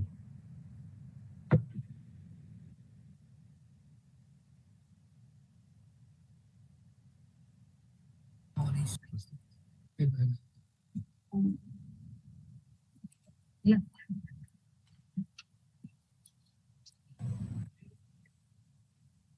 हाँ madam आप ठीक है. Is it audible now? Yes. Is it audible? Yes. Okay. So, Suniti. Huh? So, I think I'll start again because my mic was loudspeaker or something was not working. So again, I'll start with giving a kind of thanks to RI Bhopal for giving me this opportunity to talk about foundational literacy. And already Professor Suniti Sanwal, she has already told us what is foundational literacy and numeracy, what is its importance, and the kind of initiatives are taken by NCERT. And now we are in all RIs, we are organizing webinars, we are organizing seminars, we are organizing workshops in order to make people know about the kind of initiatives we have taken and why foundational literacy and numeracy is so important in a child's life. So with due respect to our esteemed principal, Professor Mandal, and my dear Aswini, and all the Nidhi madam, and all the faculty members of Bhopal, RI Bhopal, and the dear participants.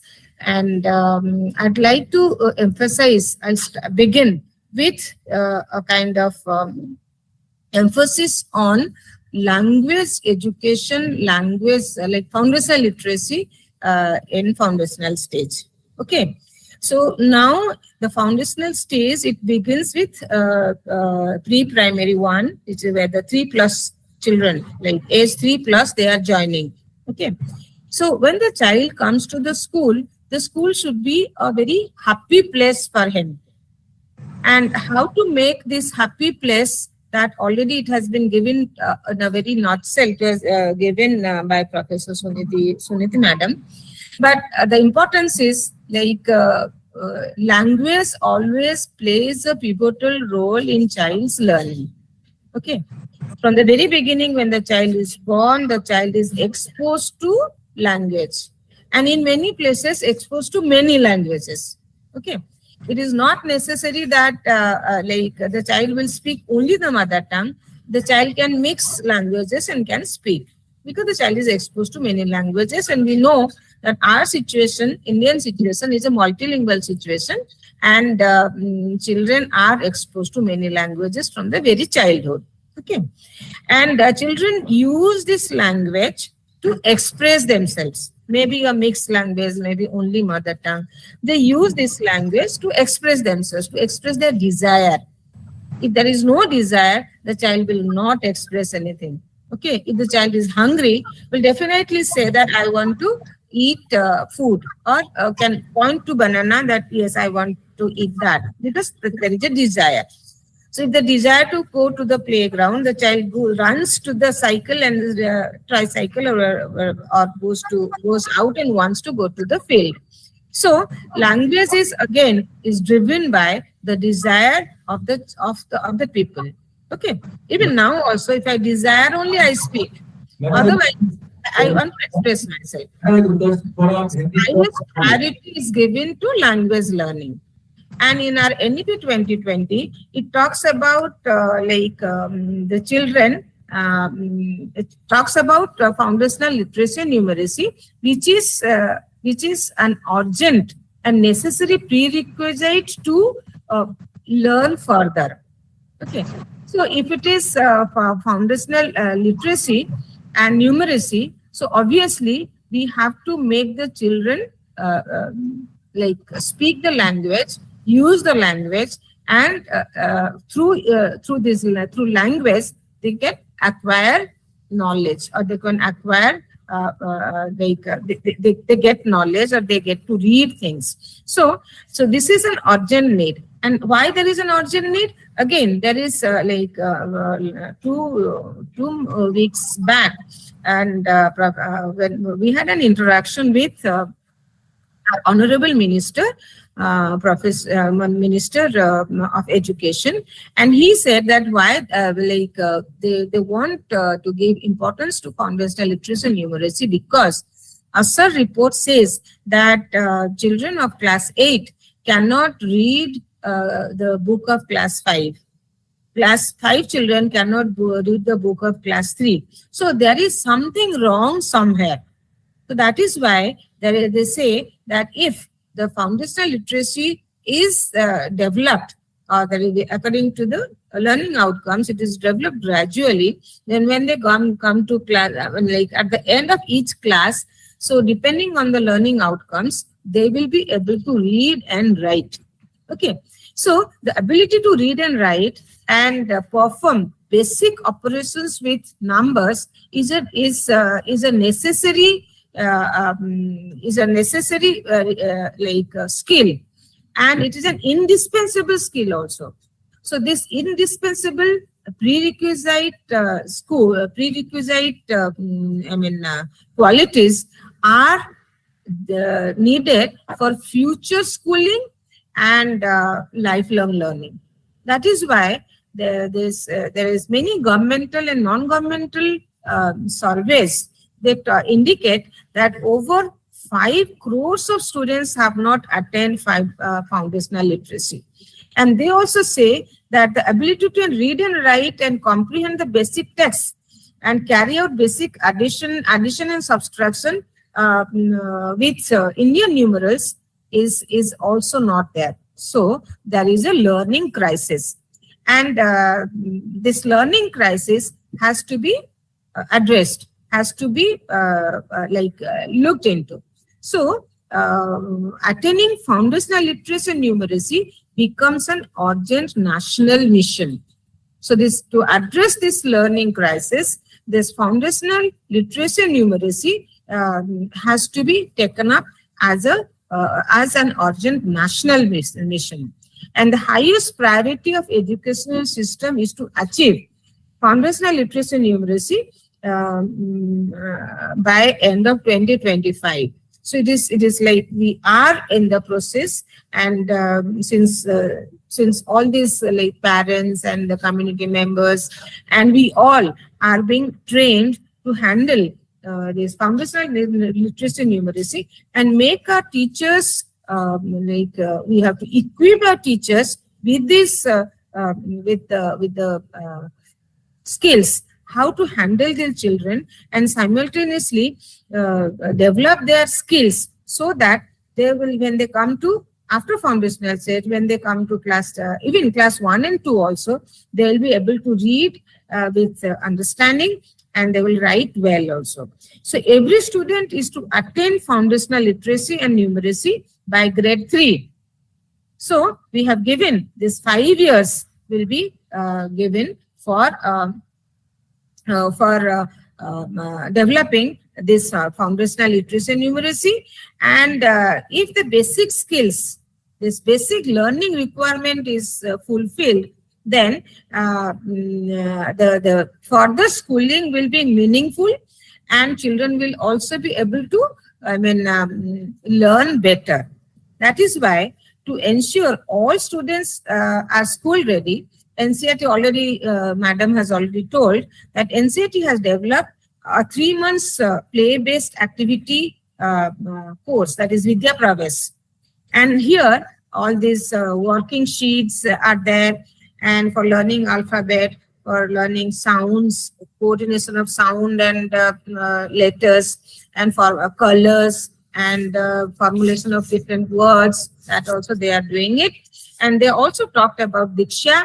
Diksha is actually digital infrastructure for knowledge sharing, and this portal has been developed, a national repository of high quality resources on foundational literacy and numeracy has been made available to help teachers to develop the basic skills of foundational literacy and numeracy in children. So technological innovations will help bridge the gap and may also will empower our teachers to handle this situation and make the children, first of all, give them happiness to be in school, and make the children participate in their own learning and make the children also, interested in learning through games and sports and all different kinds of storytelling and all these activities. Even we talk about community participation, because small children, 3+ children and 3+, 4+, 5+, they're very young mass. Okay. So now the request is, even whenever we go for any internship, working with community program or any field outreach program in RI also, and when we take up training programs for different schools, this primary where the primary teachers come, so we ask them that we must encourage community to participate in children's learning. Okay, because the community is interested, anything can be done, but there is always a very strong between community and schools. So like our research in this area, it shows that when the community, if they are they understand the need of this foundational literacy or numeracy, and if they cooperate with us, and then many things can be solved. For example, every literate member of the community must come to school and start teaching how to read, how to, even this cultural, through dance, through festivals, through music, through different socio-cultural activities. So if they can volunteer themselves, and they can make the children interested in talking to them also. The students, when children, they listen to the elders, listen to the stories, listen to music and song and all that. So indirectly, they are also acquiring language. So when we talk about input-rich environment, we talk about print-rich environment. First, through listening, they get the input, language input, and they try. The more they listen, the better they acquire the language, and they become better language speakers. So when they listen to these different stories from the community members, from the school and from the community members as well, then the language acquisition becomes faster. And then they can also provide, if there is a library in the community, they can get enjoyable and inspirational books in local and Indian languages, in festivals, and on festivals on different animals, different trees, different the dresses, the food, whatever is there in the local area.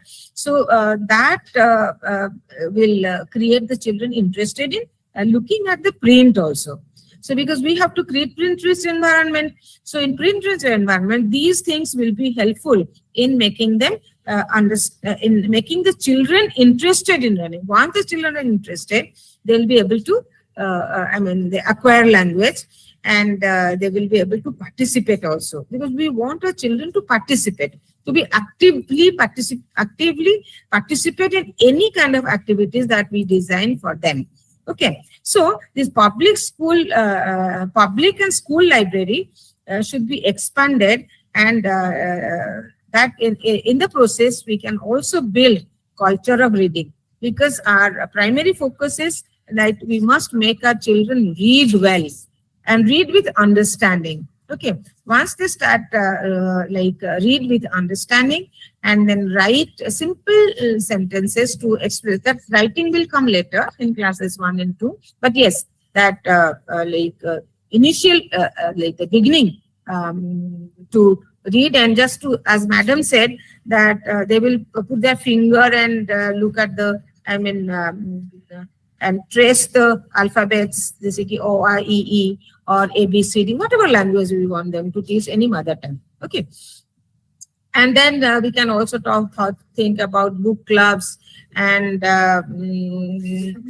so that book clubs and class library, school library, community library, so that will also promote widespread reading, because reading is nowadays taking a back space. Then already we know that 5 years foundational stage is there. preschool we know 3 years and classes 1 and 2. And there are different that approaches and activities in the first 3 years for development of communication skill, literacy, numeracy. All this, like I'll come a bit late about the activities, but these are the things already Suniti madam has already explained, that like how to develop the physical and motor skills, cognitive and socio-emotional and ethical skills. It will be developed only when there is a participation from the community, and there will be, all the like the books and the activities and the kind of interaction with the students surrounding, taking all the like clues from the society, from the culture of that particular area, and then that emotional bond is created only when they are being taken care of by the elders in the community, in the school, and even the parents, even the elder siblings. And this cultural and artistic development already that have been told by her, and this I'll come a bit late. Okay, and now what should be the curriculum and pedagogy in the school so far as the development of literacy skill is concerned? Okay, so it should be, first thing is that it has to be holistic, integrated, enjoyable and engaging learning. So why I say engaging learning? Children should have engagement with language. Once they have engagement with language, and they'll be able to do many things. For example, for example, you tell them a story, okay, and the story they listen to the story for the first time. Then you tell the story second time, and third time when you tell the story, suppose you make a little bit deviation, and immediately they will catch, the children catch कि no, आपने तो कल ऐसे ही बोला था, आज क्यों ऐसे बोल रहे हो? So then that means they understand and they remember also, and then in the process they also pick up languages. I had attended quite a few like international seminars and all, where they talk about chain repetition of the same sentence. Okay, so when we repeat the same sentence, there was a big, for example, there was a big black cat and had 3 kittens. And the kittens went to the kitchen, and the big black cat with 3 kittens had milk, and the milk spilled over the big fat black cat. So that same sentence is being repeated, and children remember it. Once they remember, it becomes it becomes like part of their repertoire, and they start repeating it and start speaking it. Okay, so we have to create the situation where the children have an engagement with language learning. Okay, so it can be, and moreover, it also says that that all students up to in that foundational stage, the students should be provided with flexible, multifaceted, multi-level, play-based, toy-based, activity-based, inquiry-based learning. These are the things given to us in our curriculum frame in NEP 2020, and also in the curriculum framework that we have developed. This is preschool, foundational stage, and this has been given much importance. Why? Because we have to have a holistic development of children. Not only cognitive development, but also affective domain is also there. Social interpersonal relationship has to be there, and the learning has to be enjoyable, integrated. Why integrated? Because in primary, in the foundational stage, for classes like pre-primary stage, there will be no textbooks. Okay, and children will learn all. Like, for example, science and mathematics and social science and whatever, like the WCK, me and my environment and the good habits, and then protection of any whatever we talk, and then helping each other. All these core values that is enshrined in the Constitution, those things are there they have to be brought in through activities. So like there's an integrated approach. For example, I take them to a particular, place and say, do you know that this place is in this is our school is in this area. So in through map also we can tell them, ye hai na, this is the Odisha map, this is the place where we are in, then yahan se jaoge to yahan pahunch jaoge. So children also very minutely they observe where they are in the universe. Okay. And when they identify themselves with the society, with a place, and that identity as an individual also is increased in them. And then when we talk about this bringing to make their language learning enjoyable and engaging, so we can bring in like alphabet charts, and there are numbers, counting, colors, shapes, then indoor-outdoor games that already has been told to you, puzzles also. I'll tell you, I have a small child at home, he is 4-year-old, going to be 4. And he does so many things with that puzzles. Now, beautiful and educative puzzles are also there. So we talk about hand motor coordination. So they with that puzzle they make just puzzles and building blocks. So they make a train, they make computer, like what they call it, a train and truck, and this. And in the process, they also recognize what is a garbage truck, what is a grass cutter, what is like mower, what is like how you plant, water the plant, the can, and everything that they know. And sometimes like when I was so astonished when she said, I'm exhausted. He's a 4-year-old boy. So then I was surprised how he came to know this is the word is exist, and appropriately he used, because he was playing and he was very tired. So instead of saying I'm tired, he said I am exhausted. So what I want to say is that with the exposure to language, continuous exposure to language, even the passive vocabulary also they acquire. So through puzzle, through drawing, painting, visual art, craft, drama, even puppetry, puppets and all, then and music and different movements, all these things are to be done in the class, but again, spoken by the teacher. So if the teacher, no, I am now turning around and I'm going fast and I'm walking slowly and all that, children, they observe and they associate words with the movements. And when they do that, they also repeat that word.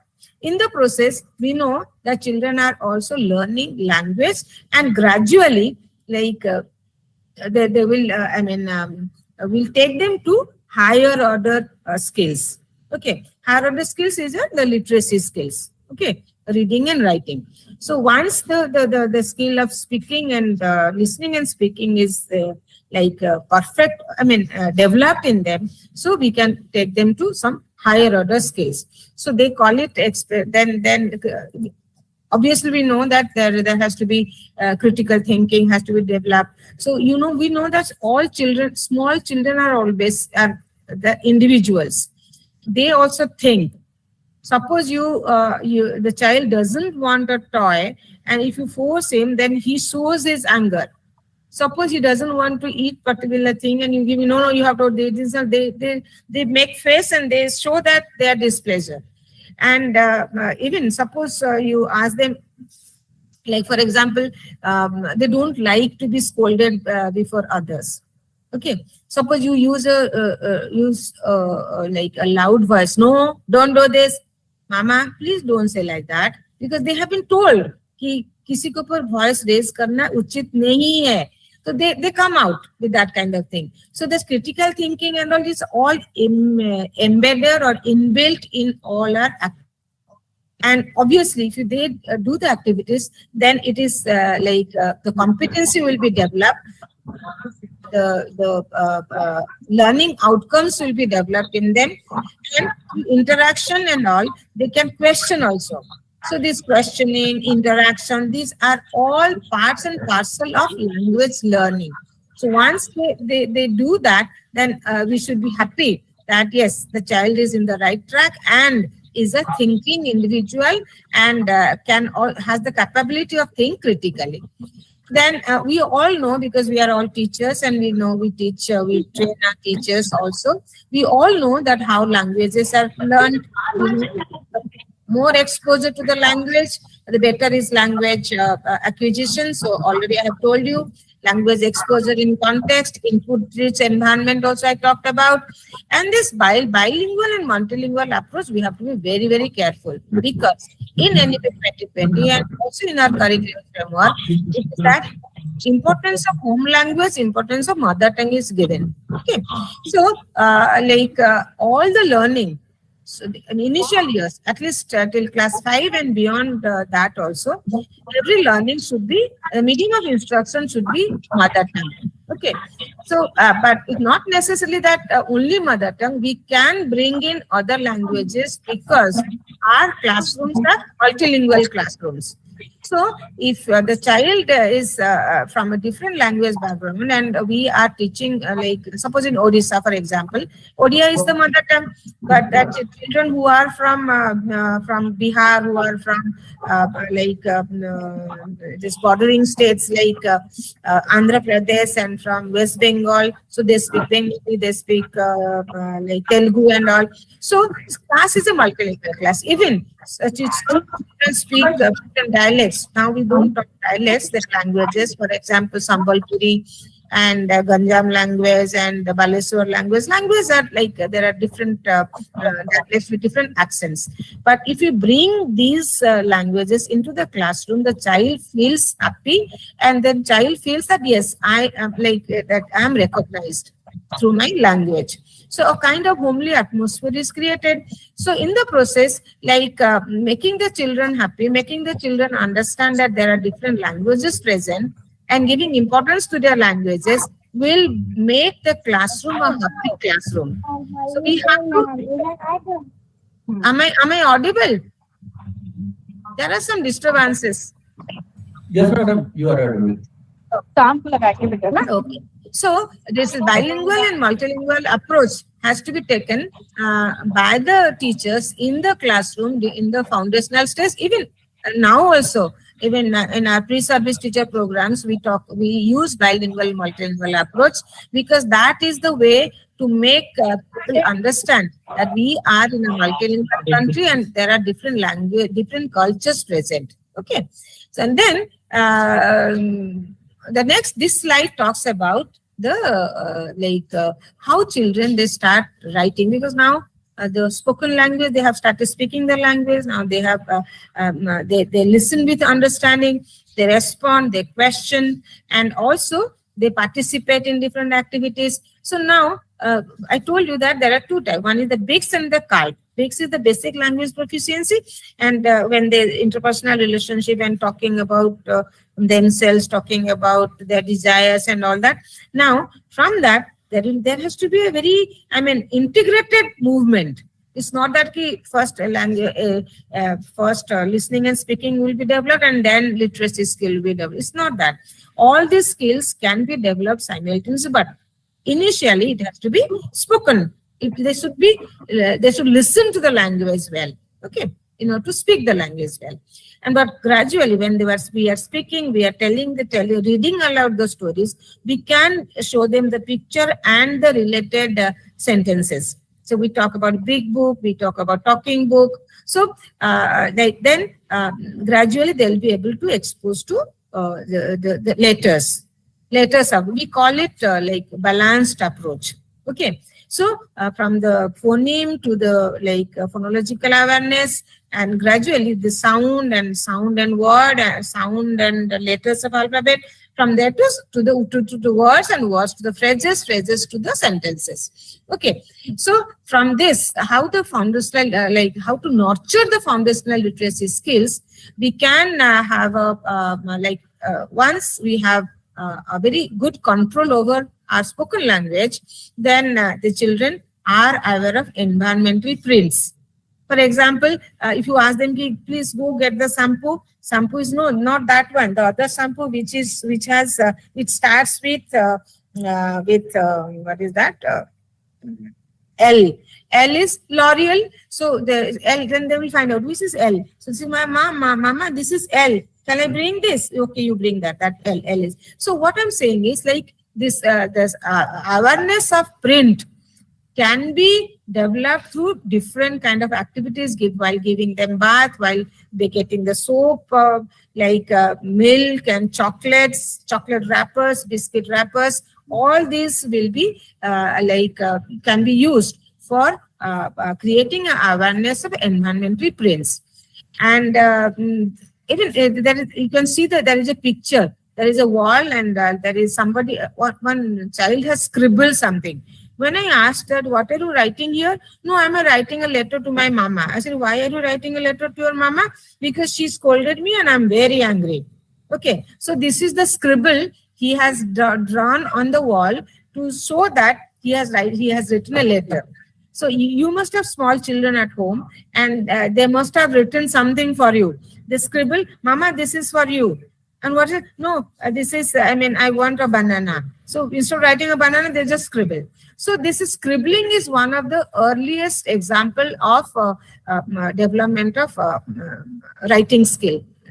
Okay, so they have they scribble on the walls, on the mud, on the paper, boots, and आप देखोगे आपके कभी-कभी आप देखेंगे आपके if a small children पूरा आपका wall जो है ना भरा होगा पेंसिल में उनका जो भी कुछ लिखेंगे, even सोफा के ऊपर लिख लेते हैं, कहीं भी लिख लेते हैं, ठीक है ना? So hello madam, participants will request Hindi madam.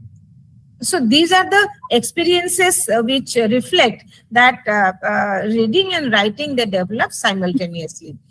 And we all know that language acquisition and pedagogy of learning, already I have told you that pedagogy mein jo aapko maine bola tha ki I'll later come back and talk about it.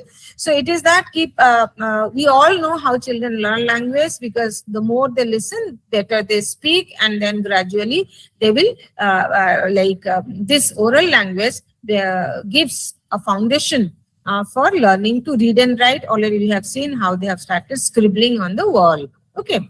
And I have already told you that they should have engagement with oral language, and then showing them different print on the paper, on the wall, on the chocolate wrapper, on the biscuit wrapper, and all the places. They will gradually, it promotes literacy acquisition. Literacy means literacy skill.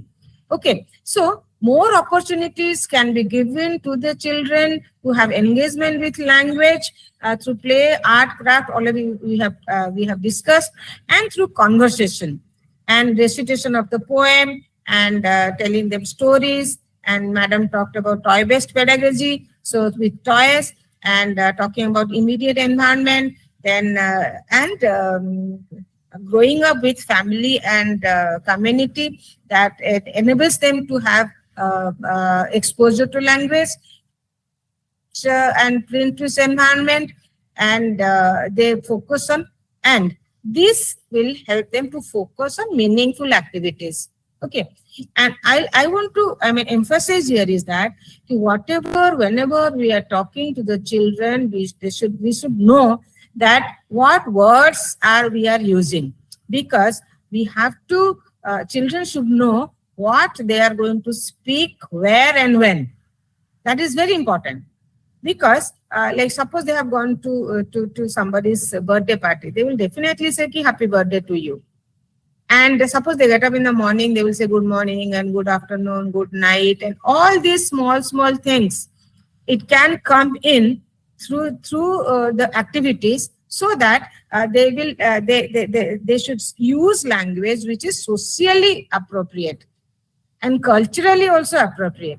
So that is why we have said that exposure to variety of children's literature is essential for development of children's cultural and contextual knowledge, because we are giving importance to contextual language learning. It has to be contextually appropriate.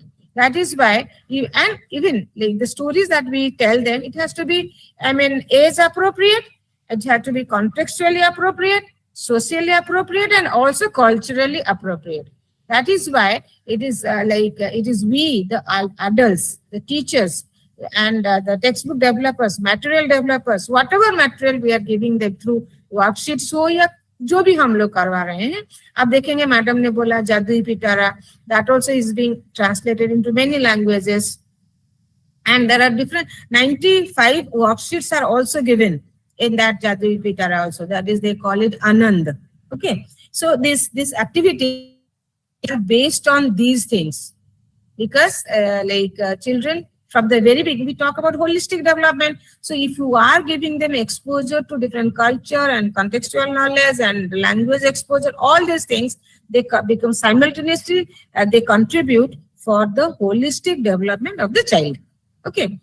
And then another thing I wanted to tell you that sometimes in the school, teachers, they do not want the children to, want the children to use only one language. Mother tongue is only mother tongue. To say only mother tongue and no other language, so then giving a giving a break to the child's expression. How it is that suppose when now also when I'm speaking, I'm using Hindi also in between. So I'm code switching from one language to another language. And I also code mix. Code mix means मैं कभी-कभी ऐसे बोल लेती हूँ और आप ऐसे करोगे तो वैसे आपको अगर steps के ऊपर जाना है तो then take a ladder and come down and like that. So I am code switching and code mixing also. So children also, because they are from different language background, and in a class you will find multiple languages, existence of multiple languages. So children should not be scolded or should not be warned कि नहीं only one language. Let them speak in a mixed language. Okay, and then gradually there will be a shift to the target language. Okay, so that is why we must accept and encourage mixed use of home language and school language, code switching and code mixing. Then only we can develop emergent literacy skills in them, emergent reading skills, also emergent writing skills. You know the reading, emergent reading, they also pretend reading. I'll tell you what is the pretend reading. I went to a book fair.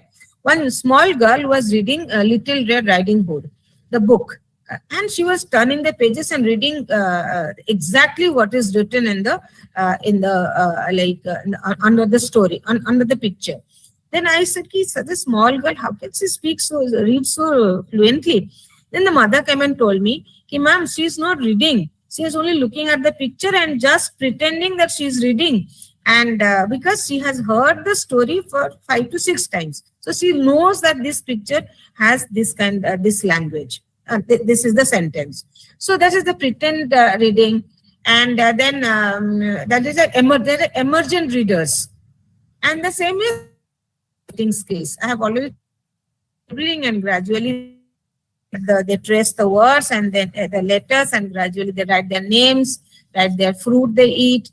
So when I wrote on the okay, this is B for bunny, BUNNY.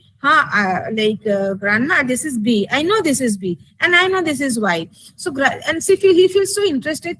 Again you write, and he said this is BUNNY.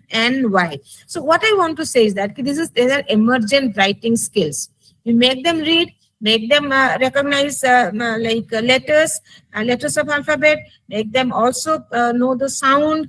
And then if it is B for bunny, then bat, B for bat. So what is this B? So suppose B, just a madam told to give you the example. After B, if you take away B and Baba, if I write M, you kya hoga? Ma, automat. So now, you are giving them opportunity. This is to concretize their emergent writing skills or reading skills by giving them opportunities to play with language. So this emergent literacy skills, emergent reading skills, or emergent writing skills can be developed gradually in the children, and then moving them towards concretizing those things. Okay, so there has to be meaningful interaction, engage with language with context. I have already told you comprehensive exposure has to be given. And then I talked about the scaffolding. So what is scaffolding? Suppose the child is not being able to say something. then as a teacher, pronounce certain things. Are not being able to recognize, is able to recognize the word, but the letters of alphabet, but is not being able to speak, or reads the word C-A or B-A-T, but not being able to speak the word. So there, as a teacher, I must scaffold.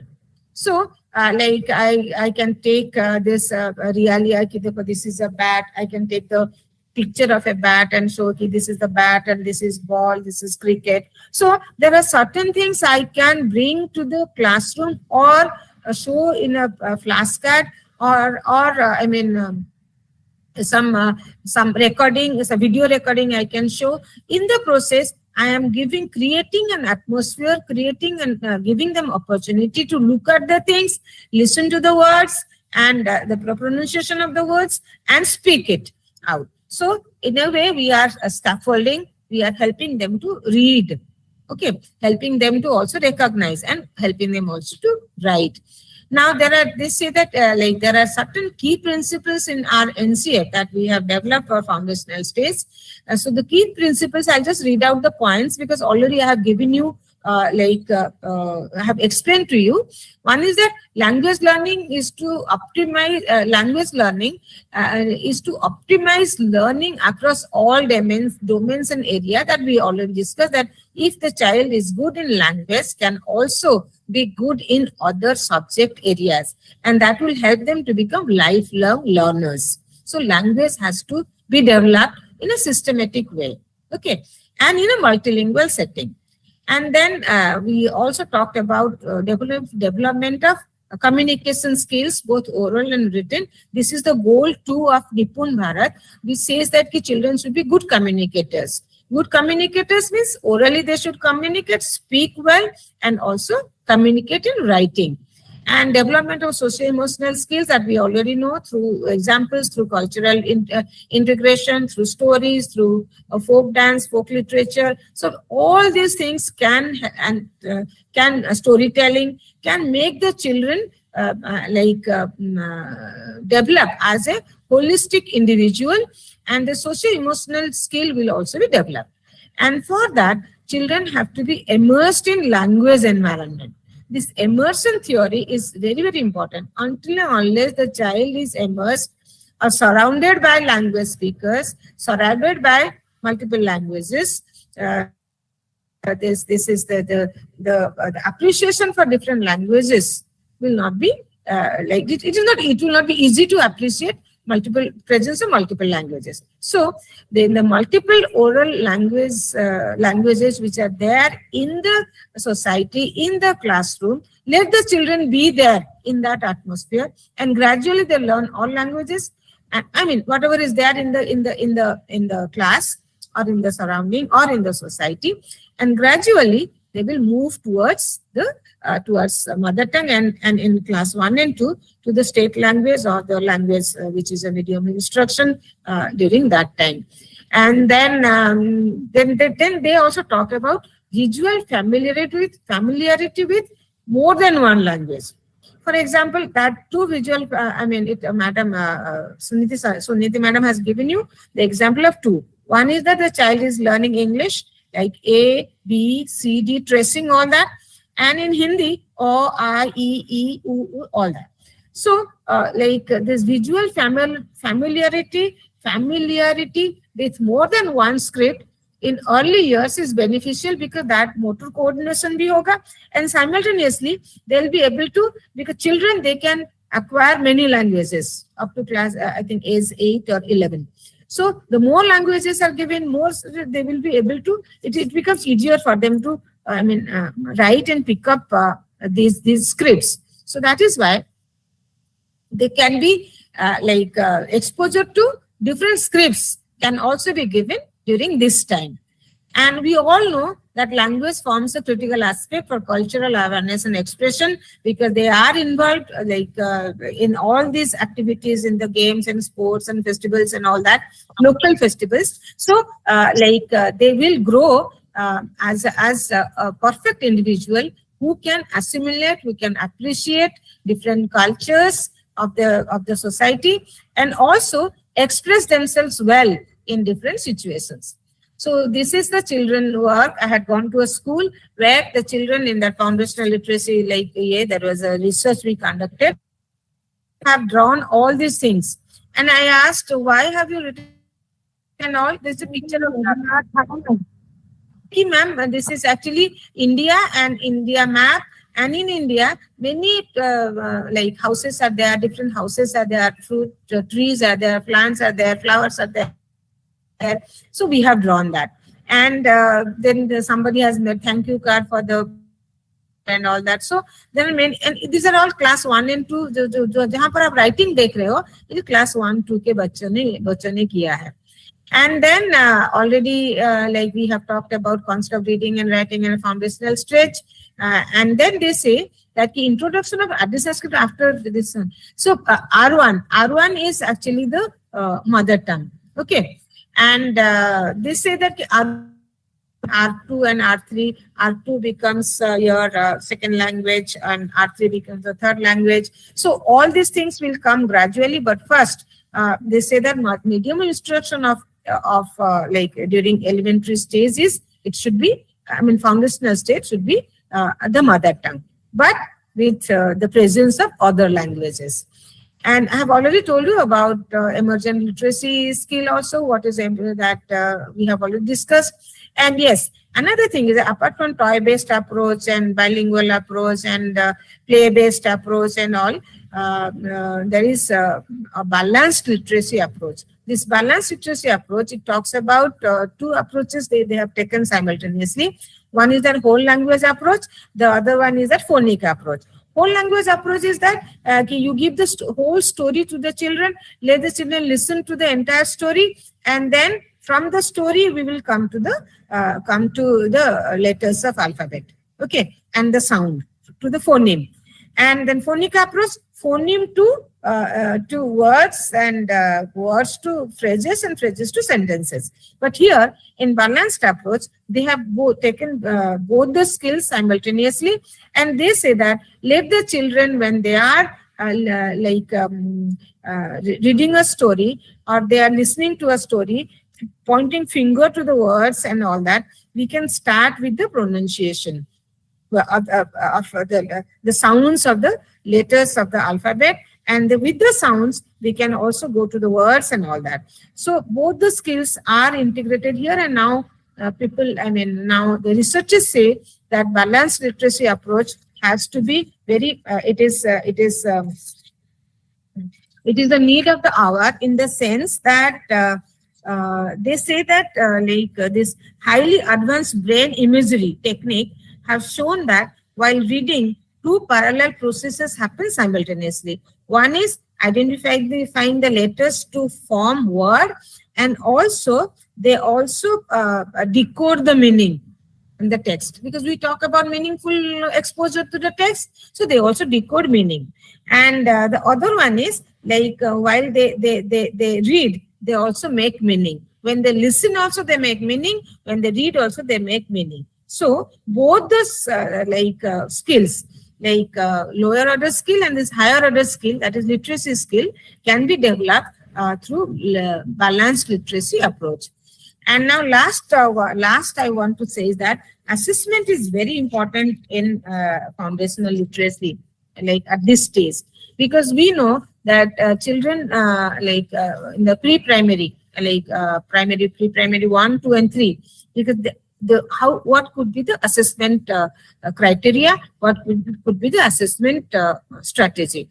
So we always say that the assessment should be integrated in the teaching learning process. So and the shift should be from the rote memorization to the competency that is more formative and promotes learning. We all know that in this field, and we all know that continuous comprehensive evaluation is has to be there, and it has to be integrated in the classroom transactions and in classroom processes also.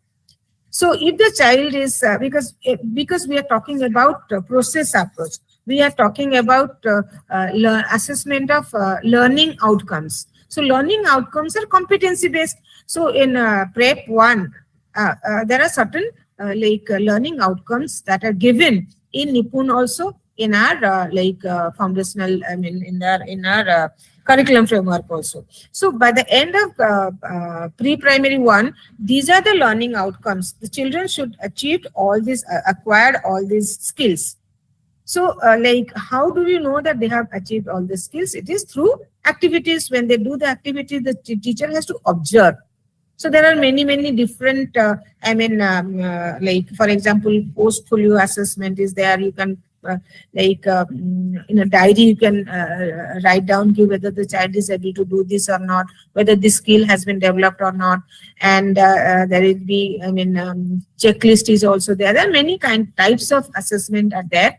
So we can also make our children, we observe. As teachers, we must observe how the children are, what they have learned.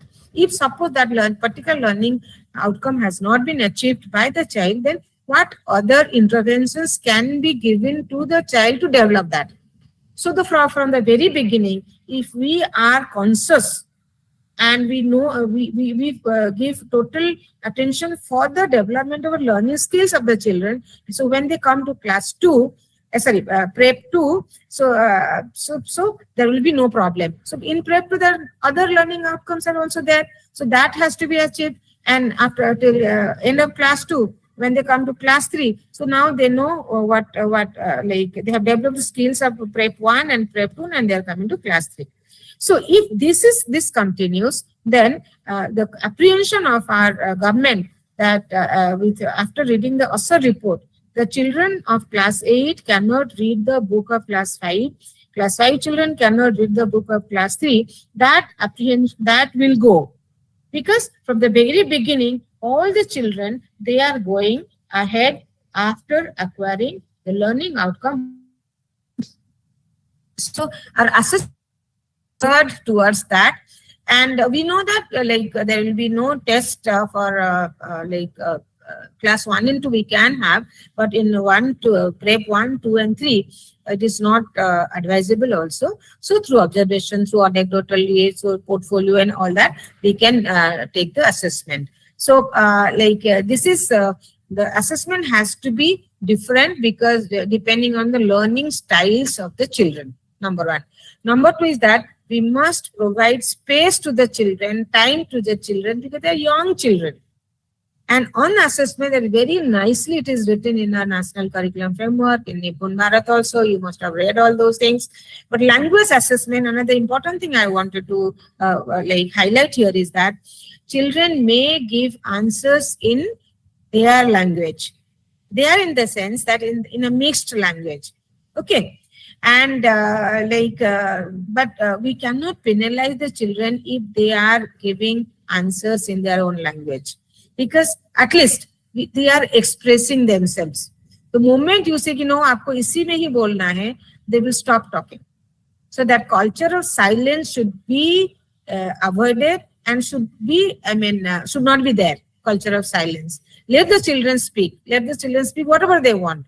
But yes, as a teacher, if I am talking about a language, the target language, then I must give them the opportunity to listen to the language, and the same answer I can speak in my mother tongue, and then in the mother tongue of the child, or the target language of the child, what we are going to teach. So to develop in children. So in the process, the children, they speak and they feel that, if I speak, I will not be scolded. So that freedom of speech has to be there. And then the autonomy of the child should also be there. Democratic atmosphere should be there. And a loving atmosphere has to be there so that children feel happy to go to school. I'll end with one example. We have a demonstration multi-purpose school here in RI Bhubaneswar. And we have a early childhood care and education center, pre-primary, primary, prep 1, 2. This year, prep 3 students are coming. And now we get calls from the parents that the students are children are creating problem. They are waiting for the schools to open. They will go and वहाँ तो जाके school में जाके तो खेलना होता है, story सुनना होता है, drawing करना होता है. So they are eagerly waiting to come to school. Even my grandson is also waiting to go to school. लेकिन मामा आई पता है स्कूल हमारा 19 को खुलेगा. And I have a friend, he is Lux, he is only 4, not even 4. Lux मेरा friend है, हम बहुत खेलते हैं. So these are the things, like if the children start loving the school and feel happy to go to the school and happy to learn in the school also, many things they come and speak to us. So that is actually the atmosphere. If that is the atmosphere in the school, then language learning will be, then there is no question of no language learning. Children will learn, will interact, and will also develop as a good communicator of language. Thank you so much. If you have any question, you can ask me. Over to Ashwini sir. Okay, madam, thank you. Is it okay? Any question? So thank you so much, Professor Sandhya Shah, Dean of Instruction and Information. आपका ये जो सत्र रहा निश्चित ही हमारे diet और IASE के जो भी फैकल्टी मेंबर्स हैं उनके लिए फ्रूटफुल रहा होगा. मैम आप अपनी शेयरिंग जो है वो स्टॉप कर सकते हैं. एक मिनट रुको. End of the slide. So click to exit. Click to exit कहाँ पर है? एग्जिट तो आप हो जाओगे एग्जिट पे. एक मिनट बेटा, एक मिनट रुको. Escape में हो जाएगा exit. I'll call that. Okay ma'am. So moving ahead. One minute. जैसा कि मैम ने बताया है कि जैसा हम हमेशा मानते भी हैं कि the first students learn to read, then read to learn. So ये जो आपकी जो बातें रही हैं निश्चित ही हम हमारी सारी फैकल्टीज मेंबर्स रिसर्चर्स सभी के लिए लाभान्वित करने वाली रही होगी. बंद करेगी. इस सत्र को, इस वेबिनार को हम लोग आगे बढ़ाते हुए मैं आमंत्रित करना चाहूंगा इस प्रोग्राम के कोऑर्डिनेटर डॉक्टर अश्विनी गर्ग जी को कि वो हमें फाउंडेशनल न्यूमरेसी को लेकर के गाइड करें. So over to you sir. अच्छा ठीक है. Thank you sir. ये जैसा कि आज हम सुबह से चर्चा कर रहे हैं कि फाउंडेशन लिटरेसी के ऊपर, और इस समय एक बहुत बड़ा हमारा बात चल रही है. हर समय आप सुनने में आता है फाउंडेशन लिटरेसी एंड न्यूमरेसी. तो बेसिकली अगर इसके बारे में संक्षिप्त में बात करूं, अगर इसका पूरा मेन है कि बच्चा जब कक्षा 3 में जाए तो 3 में जाने के पूर्व बच्चे से हम कुछ हमारी एक्सपेक्टेशंस हैं. एक्सपेक्टेशन में कम से कम बच्चा पढ़ना थोड़ा किसी एक लेवल का लिखना सीख जाए. अगर मैं इसी बात को आगे बढ़ाऊं तो गणित में जो बेसिकली बात निकल के आ रही है कि गणित में क्या एक्सपेक्टेशंस की गई है कि जब बच्चा कक्षा 3 में पहुंचे तो उसके पहले बच्चे में क्या क्या आ जाए. तो बात इसमें जब बात करते हैं कि प्री नंबर कॉन्सेप्ट, बच्चे को नंबर कॉन्सेप्ट का आ जाए. और हमने देखा है कि बात आती है यहाँ पे कि हम एक बोल देते हैं बच्चे में नंबर कॉन्सेप्ट आ जाए, लेकिन हम ऐसी कौन सी विधा लाएं जिससे बच्चे में नंबर कॉन्सेप्ट आ जाए. और मैं तो यही कहता हूं कि जब हम लोग पढ़ते थे, अगर हमारी जो पुरानी विधाएं थी वो कोई खराब विधाएं नहीं थी. अगर हम उन विधाओं में जो आज हमारी न्यू एजुकेशन पॉलिसी की रिक्वायरमेंट है, अगर उसको हम इंसर्ट कर दें तो मुझे लगता है कि हमारा एजुकेशन सिस्टम बहुत अच्छा हो सकता है.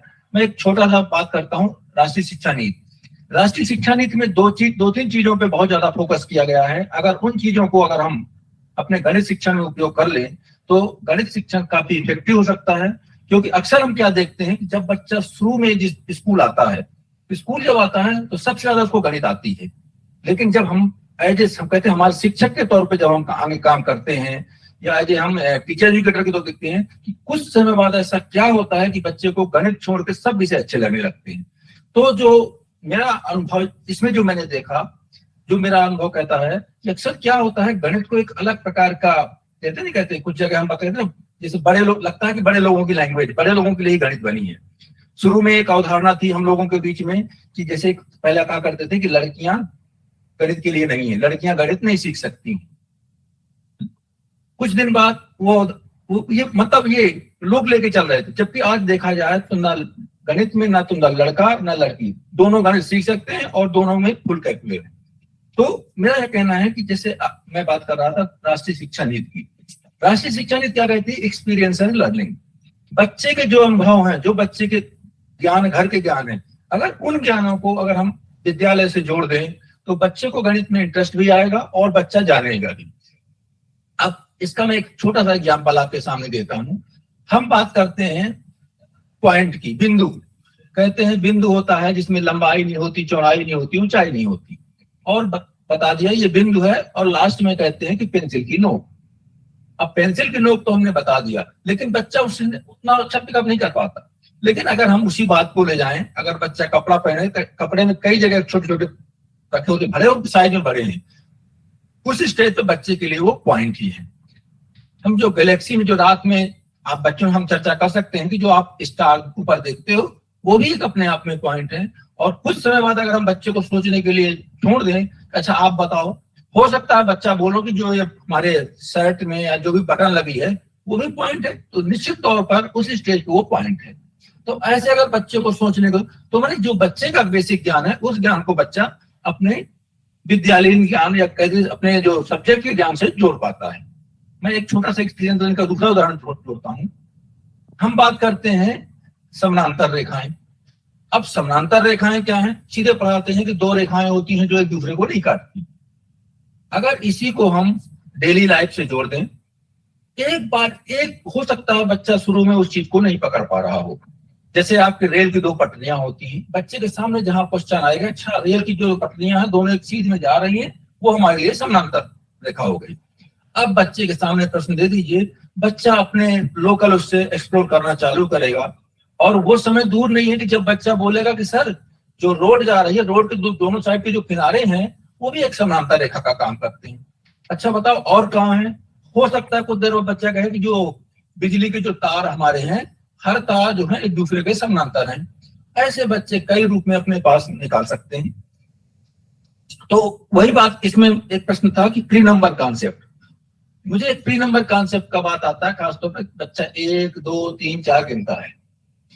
एक बार का मैं फिर से वही कोट करता हूँ उदाहरण जो मैं पिछली बार चर्चा किया था, कि अक्सर क्वेश्चन उठता है कि 3 और 4 में कौन बड़ा है, तो कहते हैं 4 बड़ा है। 5 और 6 में कौन बड़ा है, 6 बड़ा है। एक बार एक बहुत छोटी सी लड़की से क्वेश्चन उठाया गया कि अच्छा बताओ 3 और 4 में कौन बड़ा है, तो उसने बोला 4 बड़ा है। तो पूछा गया 4 क्यों बड़ा है? क्योंकि ये बाद में आता है। तो उससे पूछा गया कि जो आपका भैया है, जो छोटा भैया, वो तो आपसे बड़ा होगा।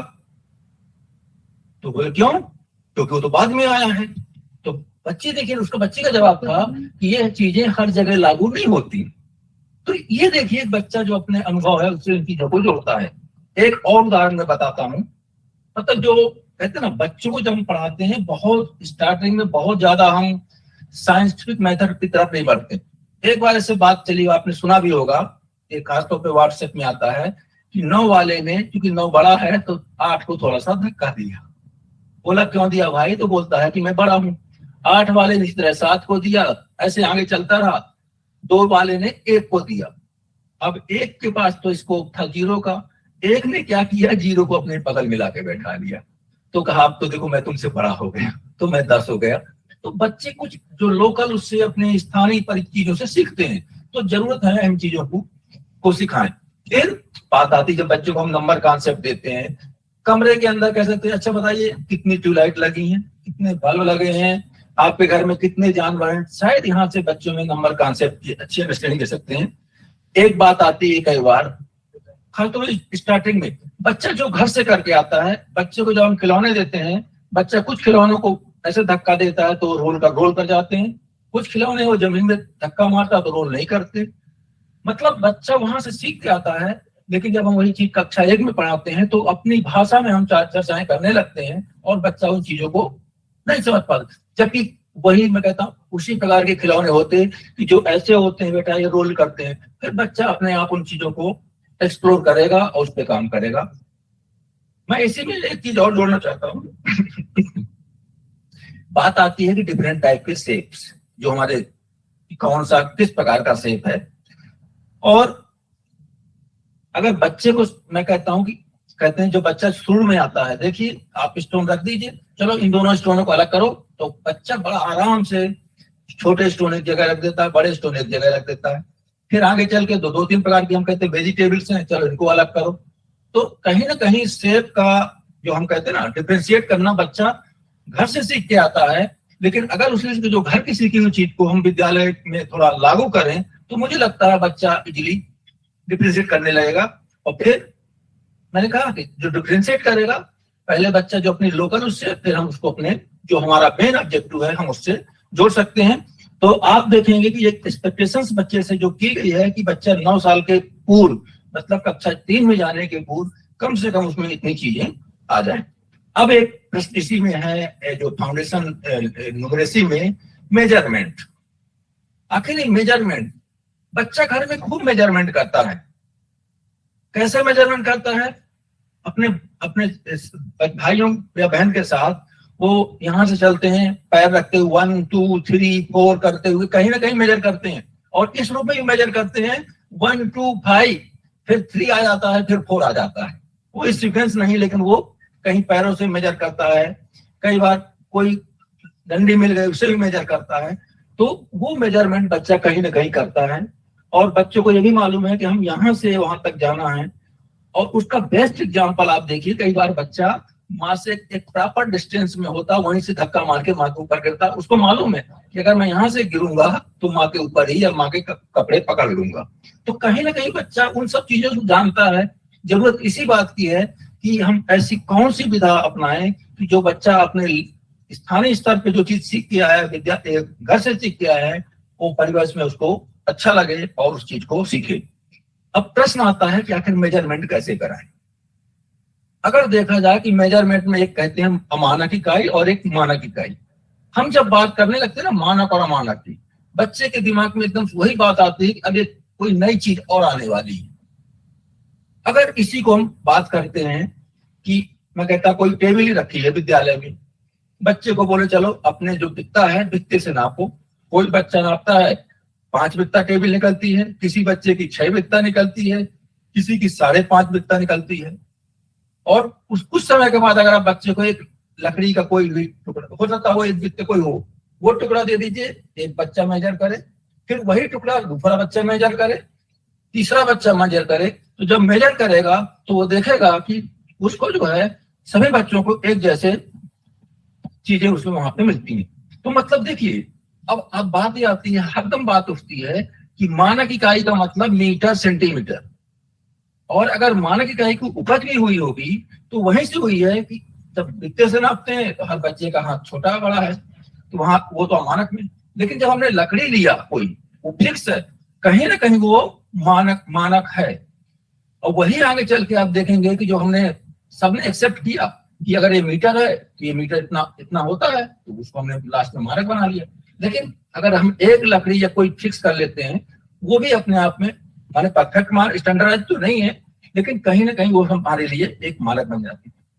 अब इसी में एक चीज मैं बोलता हूँ, आपकी जो न्यू एजुकेशन पॉलिसी कहती है, राष्ट्रीय शिक्षा नीति, नेशनल एजुकेशन पॉलिसी, उसमें बात करती है आर्ट इंटीग्रेटेड लर्निंग की।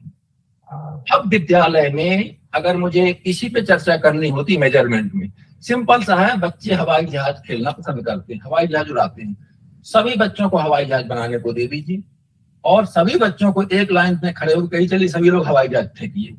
जब बच्चे हवाई जहाज फेंकते हैं उस पर चर्चा कर लीजिए, किसका हवाई जहाज काफी दूर गया, किसका हवाई सबसे पास गया। तो देखिए कहीं ना कहीं बच्चों को एक होम एनवायरमेंट का है, वहीं से वो दूर पास कई चीजों के बारे में अपनी चर्चाएं करने लगता है।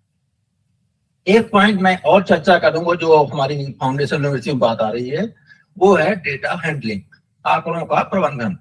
अब बात ये आती है आंकड़ों का प्रबंधन, अगर देखा जाए तो इस समय कक्षा 1 से लेकर 12वीं तक में आंकड़ों का प्रबंधन है। तो क्या कक्षा 1 में आंकड़ों का प्रबंधन हो सकता है? बड़ा सिंपल सी बात है कि और अगर है तो कैसे करवाएं। सिंपल सी है, बच्चे से बोल दो कि आप इसमें बताओ कितने बच्चे रेड कलर की शर्ट पहन के आए। शायद ये अपना पार्ट है कि बच्चे को कलर का कॉन्सेप्ट होना चाहिए। कितने बच्चे ग्रीन कलर की शर्ट पहन के आए, कितने बच्चे ब्लू कलर की शर्ट पहन के आए, और उसी को अगर हम लिख दें कि कितने बच्चे ब्लू कलर की, कितने बच्चे रेड कलर की, कितने बच्चे ग्रीन कलर की, तो यही डाटा फिर चर्चा कर लीजिए। अच्छा बताओ सबसे ज्यादा बच्चे कौन से कलर की पहन के आए हैं, सबसे ज्यादा कम बच्चे किस कलर के पहन के आए, तो यहीं से डाटा हैंडलिंग चालू हो जाता है। दूसरी चीज और एक मैं इसमें एग्जाम्पल, जोड़ सकते हैं आप कि आपकी सबसे फेवरेट सब्जी कौन सी है। हर बच्चे का नोट करिए, इस बच्चे को भिंडी अच्छी लगती है, इस बच्चे को गोभी अच्छी लगती है। इसको लास्ट में काउंट कर लीजिए कितने बच्चों को भिंडी अच्छी लगती है, कितने बच्चों को गोभी अच्छी लगती है। तो ये भी एक अपने आप में डेटा हैंडलिंग हो गया। फिर अगला काम क्या कर सकते हैं, अच्छा जो इनको भिंडी अच्छी लगती है, आइए एक लाइन में खड़े हो जाइए। गोभी अच्छी लगती है वो दूसरी लाइन में, तीसरी लाइन में जो जिनको मिक्स वेजिटेबल अच्छी लगती है, और आप देखेंगे कहीं ना कहीं वो बार डायग्राम बन के आ जाता है। तो मतलब बच्चों के लोकल्स में से अपने आप में जो जिसे हम पाई चार्ट पाई चार्ट की बात तो चूंकि बड़े लेवल पे है, लेकिन एक बार डायग्राम जो हम बात करते हैं वो आराम से बच्चा, तो अगर हम बच्चे के स्थानीय भाषा को जोड़ते हुए इन चीजों पे चर्चा करें तो इजीली बच्चे में गणित के कॉन्सेप्ट को बड़े ही इजी वे पे दे सकते हैं।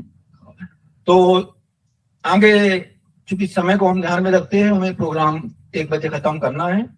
हम और जो कि ये इसका जो मेन थीम है, हम बात कर रहे थे, जो भी हमारे वेबिनार चल रहे हैं वो G20 को लेकर हैं कि तो इस G20 के बारे में भी हम चाहेंगे कि हमारे जो भी टीचर एजुकेटर्स या टीचर्स जुड़े हुए हैं तो G20 के बारे में कुछ जाने।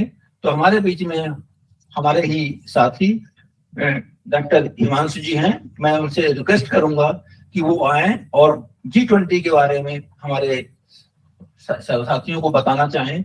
और ये हमारे लिए बड़े सौभाग्य की बात है कि आज भारत G20 का प्रतिनिधित्व कर रहा है। तो मैं सर से रिक्वेस्ट करूंगा कि अपनी बात रखें।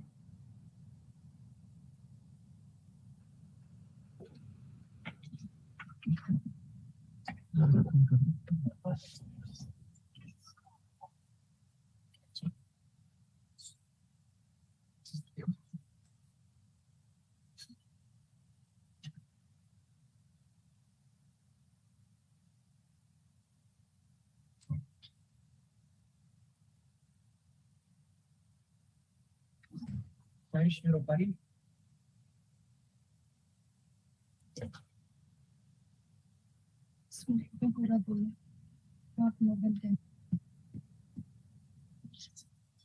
स्किप कर दे कुछ slides.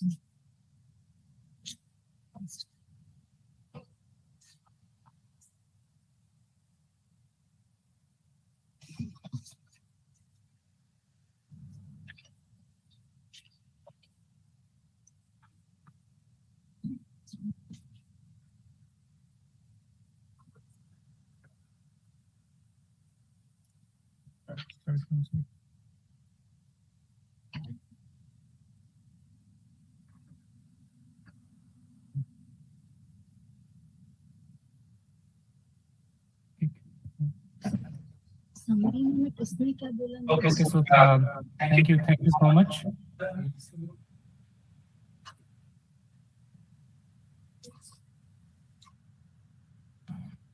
So once again, thank you.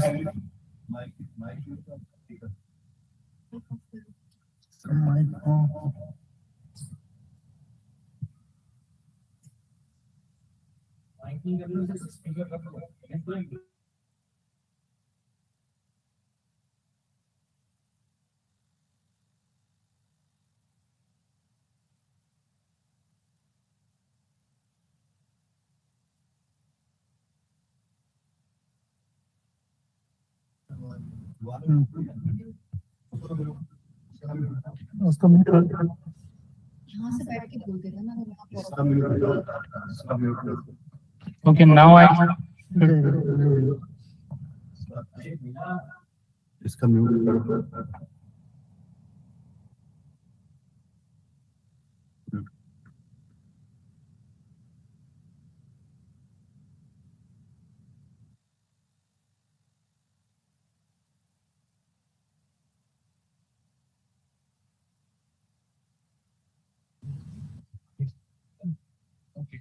So now there should not be any echo. Okay, so thank you and good afternoon, everyone, especially to the program coordinator, Dr. Ashwini Garg, co-coordinator, Dr. Kalpana Masti, all the faculties of DIET in IASE, and all the researchers, all the dignitaries, especially Professor Sandhya Sahu and Professor Suniti Sanwar from NCERT New Delhi, who has been the part of this webinar on foundational literacy and numeracy. जैसा आप लोग जानते हैं कि foundational literacy and numeracy को लेकर के हम ये हमारी जो वेबिनार्स की जो श्रृंखला है उसमें हम ये चौथा वेबिनार आज ऑर्गेनाइज कर रहे हैं, specially for the faculties of diet and ISC. और जैसा आप लोग जानते हैं ये सीरीज ऑफ वेबिनार्स जो है वो G20 के अंतर्गत आयोजित की जा रही है।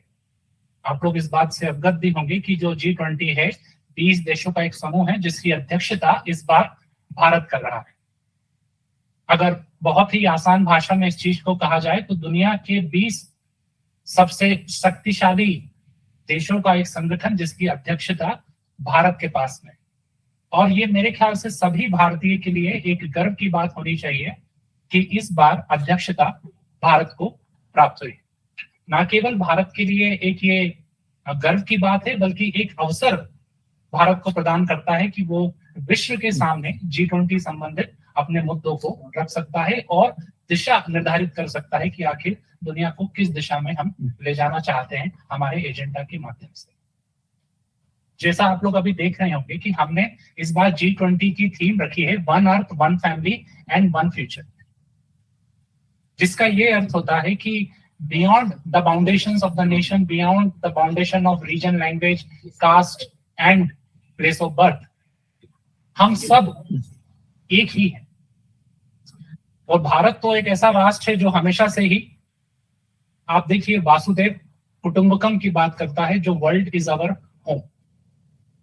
हम तो ऐसी भूमि से आते हैं जो भूमि लगातार स्नेह की बात करती है, जो भूमि हमेशा शांति की बात करती है, एक ऐसी भूमि जो बुद्ध की बात करती है, युद्ध की बात नहीं करती। तो जब हम बात G20 की कर रहे हैं, जब हम बात फाउंडेशनल लिटरेसी एंड न्यूमरेसी की कर रहे हैं, तो G20 मुख्य रूप से एक ऐसा संगठन है जो दुनिया के अलग अलग देशों के द्वारा बनाया गया, जिसका जो प्राथमिक लक्ष्य यह होता है कि हम सस्टेनेबल डेवलपमेंट की तरफ बढ़ सके, एक ऐसे विकास की तरफ बढ़ सके जो सतत हो और जो ऐसा हो जहां हम पृथ्वी को नुकसान ना पहुंचाएं। जैसा हमेशा से कहा जाता है कि ये पृथ्वी हमें हमारे पूर्वजों से नहीं मिली है बल्कि हमने हमारे बच्चों से उधार ली। तो कहीं ऐसा विकास हम ना करें कि हमारे आने वाली पीढ़ियों के लिए कुछ भी ना बचे। तो एक सतत विकास, एक ऐसा विकास जिसमें पर्यावरण को ध्यान में रखा जाए, जिसको संसाधनों में ध्यान में रखा जाए, और खासकर कि समाज के उस निचले तबके को ध्यान में रखा जाए जो शायद कहीं विकास के क्रम में पीछे छूट जाता है। और यहीं से निकल के बात आती है शिक्षा की। आप देखिए, ये कुछ 17 सस्टेनेबल गोल्स हैं जो संयुक्त राष्ट्र UNDP के द्वारा रिलीज करे गए। इन 17 गोल्स में से आप अगर गोल नंबर 4 देखेंगे, सस्टेनेबल गोल नंबर 4, वो बात करता है क्वालिटी एजुकेशन की, यानी कि ऐसी शिक्षा जो गुणवत्ता युक्त हो, ऐसी शिक्षा जो क्वालिटी पूर्ण हो, और ऐसी शिक्षा जो लाइफ लॉन्ग। अब क्वालिटी एजुकेशन आप तब तक नहीं दे सकते जब तक आप अपने छोटे बच्चों को फाउंडेशनल लिटरेसी एंड न्यूमरेसी नहीं सिखाते। जब तक उनको पढ़ना या फिर कुछ बेसिक न्यूमरेसी करना नहीं आएगी तब तक तो आप हायर एजुकेशन की बात कर ही नहीं सकते। जैसा एरिस्टोटल ने कहा था कि किसी भी वृक्ष की जब जड़ मजबूत होगी तभी उसके फल मीठे होंगे। अगर जड़ आपकी कमजोर होगी, यदि आपकी फाउंडेशन ही वीक है, तो फिर आप मजबूत पेड़ की उम्मीद नहीं कर सकते। आपकी शिक्षा का पेड़ तो यूं ही गिर जाएगा। जैसा हम हमेशा से कहते हैं कि कुछ शुरुआती वर्षों में बच्चा पढ़ना सीखता है और फिर सीखने के लिए पढ़ता है। तो पहले तो उसे पढ़ना सीखना होगा, उसके बाद में वो सीखने के लिए पढ़ेगा। And this is what the foundational literacy and foundational numeracy concept. G20 की बात करी जाए तो G20 में, क्योंकि इस बार भारत उसकी अध्यक्षता कर रहा है, तो लगभग भारत के 60 शहरों में इस बार 200 से ज्यादा मीटिंग्स का आयोजन किया जा रहा है। अलग अलग मुद्दों पे ये मीटिंग्स भारत के अलग अलग शहरों में इसका आयोजन किया जाएगा with the slogan of Vasudev Kutumbakam. लेकिन हमारा फोकस आज शिक्षा पे है। अब थोड़ा सा एक ब्रीफ इंट्रोडक्शन ले लेते हैं G20 के बारे में। G20 is basically A group of 20, लेकिन अक्सर लोगों को ये लगता है कि ये 20 देशों का संगठन है, लेकिन ये 20 देशों का संगठन नहीं है। 19 इसमें देश हैं और एक यूरोपियन यूनियन है। तो 19 देश होने के बाद में यूरोपियन यूनियन खुद अपने आप में 19-20 देशों का एक संगठन है। तो लगभग आप ये मान के चलिए कि ये कुछ देशों की ये सूची है। लगभग दुनिया के 20 जो सबसे बड़े देश हैं, जिनकी अर्थव्यवस्था आर्थिक सामाजिक रूप से जो सबसे विकसित है, उनका ही संगठन है। इसकी महत्वता आपको इससे पता चलेगी कि दुनिया की 60% जनसंख्या यानी 3/5 of the world's population is constituted in the G20 nation. दुनिया में जितना भी व्यापार होता है उसका 75% व्यापार इन केवल G20 देशों के द्वारा किया जाता है। और दुनिया की 80% जीडीपी, आप जीडीपी को इकोनॉमी या फिर आमतौर पे पैसों से भी समझ सकते हैं। आप मान के चलिए कि दुनिया की 80% जो धन संपदा है वो केवल इन्हीं 20 देशों के पास में है। अब सोचिए ये ग्रुप कितना ज्यादा महत्वपूर्ण हो जाता है। ऐसा ग्रुप जो इतना ज्यादा महत्वपूर्ण है, उस संगठन की आज अध्यक्षता भारत कर रहा है। सोचिए कितने बड़े गर्व की बात और कितना बड़ा अवसर भारतीयों को मिला है। G20 की शुरुआत 1999 में होती है, 1999 में। और प्रमुख रूप से देखा जाए तो 1999 से सन 2008 तक ये एक आर्थिक संगठन के रूप में काम करता है। क्योंकि क्या हुआ था कि 1996, 97, 98 के दौरान एक आर्थिक मंदी के से जूझना पड़ा था दुनिया को, खासकर की सदर्न ईस्टर्न कंट्रीज को, जिस कारण से दुनिया को कहीं ना कहीं महसूस हुआ कि एक ऐसे संगठन की जरूरत है जो दुनिया में इकोनॉमिक स्टेबिलिटी को लेकर के आए। तो जो पहला चरण हमने देखा G20 का सन 1999 से 2008 के बीच में, ये मुख्य रूप से ये एक आर्थिक संगठन के रूप में इसने काम किया। अंतर्राष्ट्रीय व्यापार को ये बढ़ावा देता था और क्रॉस बॉर्डर, क्रॉस कंट्री जो ट्रेड्स होते थे उसको बढ़ावा देता था। लेकिन 2008 में हमने एक विशिष्ट घटना देखी, that is recession of 2008, Lehman brothers collapse, जिस कारण से दुनिया को यह महसूस हुआ कि अब G20 को अपने आर्थिक स्वरूप से बाहर निकल के राजनीतिक, सामाजिक और एक वैश्विक स्वरूप को धारण करना होगा। अब G20 अपने द्वितीय चरण में न केवल आर्थिक मुद्दों की चर्चा करता है, बट साथ ही साथ राजनीतिक, सांस्कृतिक मुद्दों की भी चर्चा यहाँ पे शुरू होती है। कहने का आशय ये है कि जहां पे फर्स्ट फेज में G20 स्टेट सेंट्रिक था, यहाँ ये सरकारों पर आधारित था, वहीं दूसरे चरण में ये सरकारों से बाहर निकल के लोगों के बीच चला गया। फर्स्ट में हम स्टेट टू स्टेट कॉपरेशन की बात कर रहे थे, सेकंड में हम लोग पीपल टू पीपल कॉपरेशन की बात कर रहे हैं। But again in 2020 the world sees a corona pandemic and 2020 के बाद में G20 का तृतीय फेज शुरू होता है, जहां पे ये एक मल्टीलैटरल ऑर्गेनाइजेशन के रूप में उभरा। ना केवल अब 20 देश इसके संगठन में है, बल्कि कई अलग देशों के साथ भी कोलैबोरेट कर रहा है, इंडिविजुअल देशों के साथ भी कोलैबोरेट करता है। कई अलग अलग प्रकार के मुद्दे, चाहे क्लाइमेट चेंज हो, चाहे शिक्षा हो, चाहे हेल्थ हो, इसने अपनाना शुरू किए हैं। राजनीतिक मुद्दों से भी बहुत आगे निकल चुका है।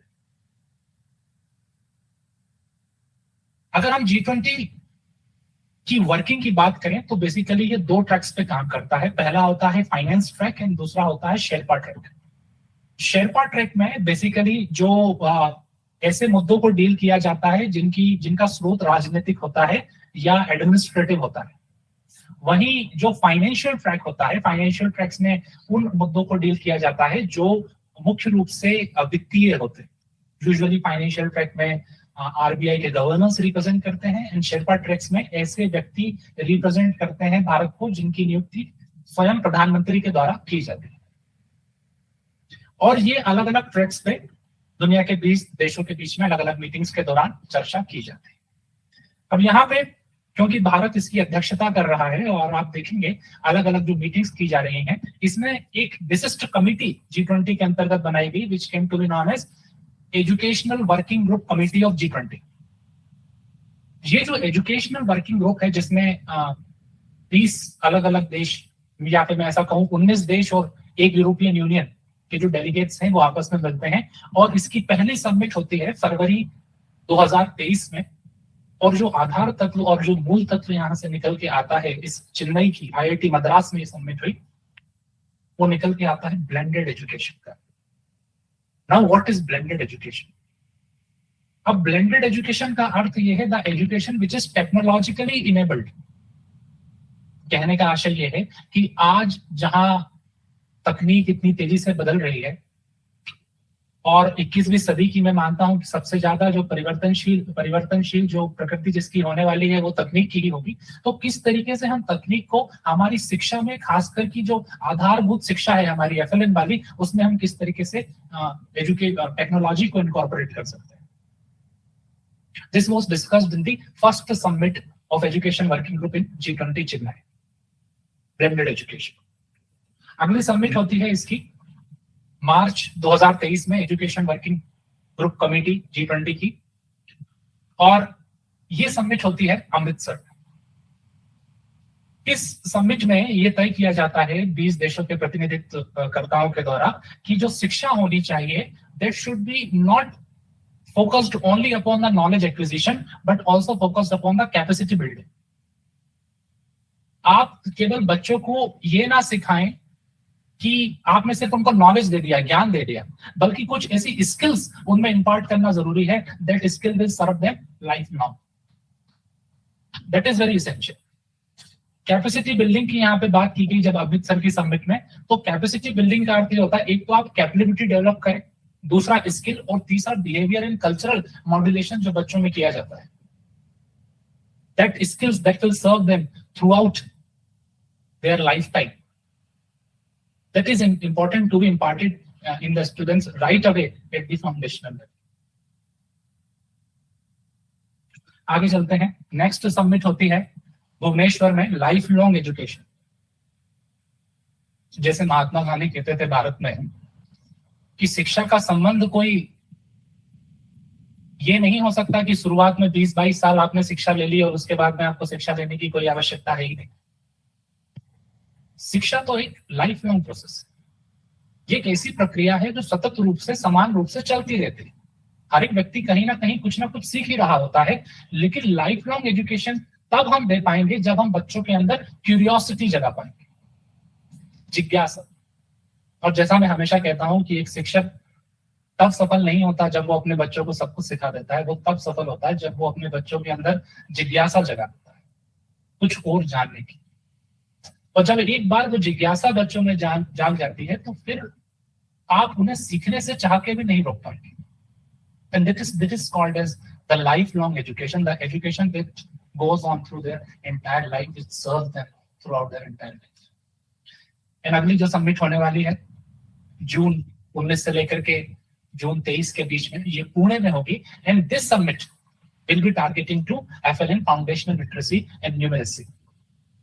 यहाँ पे 20 देशों के डेलीगेट्स आपस में मिलेंगे पुणे में, और जो फाउंडेशनल लिटरेसी है, फाउंडेशनल न्यूमेरेसी को लेकर के लगातार कई सत्रों में चर्चा की जाएगी 4 दिनों तक, जिसमें भारत के कई एजुकेटर्स एंड कई एजुकेशनलिस्ट इसमें पार्टिसिपेट करेंगे एंड दुनिया भर से सब्जेक्ट एक्सपर्ट्स इसमें पार्टिसिपेट करेंगे, ताकि किस तरीके से हम हमारी बच्चों की जड़ों को मजबूत कर सकते हैं, उस आधारभूत तत्व को मजबूत कर सकते हैं जिसपे हम एक बेहतर भविष्य का निर्माण कल कर सकें।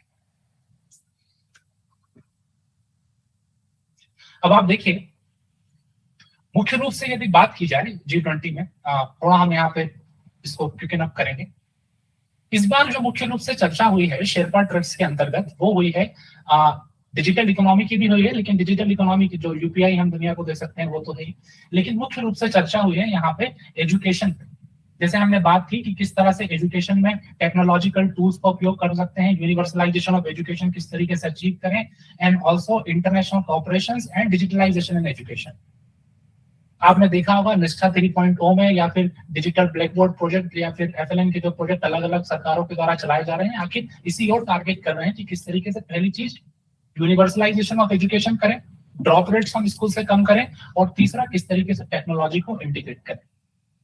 Next thing, the education should always be employment oriented. अब आपकी शिक्षा ऐसी नहीं हो सकती कि सिर्फ आपने ज्ञान दे दिया लेकिन उससे रोजगार कुछ भी नहीं मिला। तो शिक्षा का जो उन्मुखीकरण है वो रोजगार के प्रति होना चाहिए, और रोजगार भी कैसा, balanced, inclusive and sustainable. So this was the main themes that were discussed in the Sherpa tracks. Again, the health में देखिए आप लोगों ने कई सारी राज्य सरकारों ने बाल वाटिका करके प्रोग्राम लॉन्च किया. उसमें लक्ष्य ये था बाल वाटिका के अंतर्गत कि अगर बच्चों का स्वास्थ्य बेहतर नहीं होगा तो फिर बच्चों को अच्छी शिक्षा नहीं दी जा सकती. पहले आपको स्वास्थ्य इंश्योर करना होगा, then you try the education. तो इसके अंतर्गत first we are targeting the nutritional education, nutritional values of our children. चाहे वो स्कूल किचन सेट प्रोग्राम हो, चाहे स्कूल वाटिका प्रोग्राम हो, चाहे बाल वाटिका प्रोग्राम हो, किसी तरह से हम बच्चों की न्यूट्रिशनल नीड्स को पहले फुलफिल करें, then we develop their foundational educational and literacy needs. लेकिन आप देखिए इस सब कुछ करने के लिए आप देखिए फाउंडेशनल लिटरेसी में हम लोग बात कर रहे हैं कि टॉय बेस्ड एजुकेशन करनी होगी, टेक्नोलॉजिकल इनेबल्ड एजुकेशन करनी होगी, डिजिटल ब्लैक बोर्ड्स लाने होंगे. ये कैसे संभव होगा जब तक, क्योंकि ये सब कुछ करने के लिए इन्वेस्टमेंट लगता है, पैसा लगता है, इंफ्रास्ट्रक्चर लगता है. तो ये कैसे संभव हो पाएगा जब तक हमारे पास में सूटेबल इंफ्रास्ट्रक्चर डेवलप नहीं हो. तो क्या किया है G20 देशों ने, एक सेपरेट फंड क्रिएट किया है that is $1 billion to create the educational infrastructure in 20 participating countries. Next, moving ahead quickly. Next is Y20. Now, what is Y20? Y20 is basically the Youth 20. अब Youth 20 एक ऐसा forum है जहां पे जो छोटे बच्चे होते हैं या फिर जो कॉलेज के बच्चे होते हैं वो अपनी बात रख सकते हैं. It's a forum of deliberation of the young minds, young ignited minds. They present their ideas and their ideas come together and we form something new. The problem is heard and addressed. Then of course Civil 20, it is the association of civil societies of 20 countries to promote education. Science 20, जैसे हम लोग आज सुबह stream की बात कर रहे थे, साइंस एजुकेशन की हम लोग बात कर रहे थे, तो साइंस 20, S20 एक ऐसा फोरम G20 देशों के द्वारा क्रिएट किया गया है that the new technological innovations in the field of science, especially from the young minds, should come together and collaborate. Then startup 20 जो हमने बात की थी कि जो शिक्षा है वो रोजगार उन्मुखी होनी चाहिए. And then think 20, what should be the new initiatives that we can bring for the development of entire educational scenario, educational infrastructure, educational climate, especially the foundational education in entire 20 countries.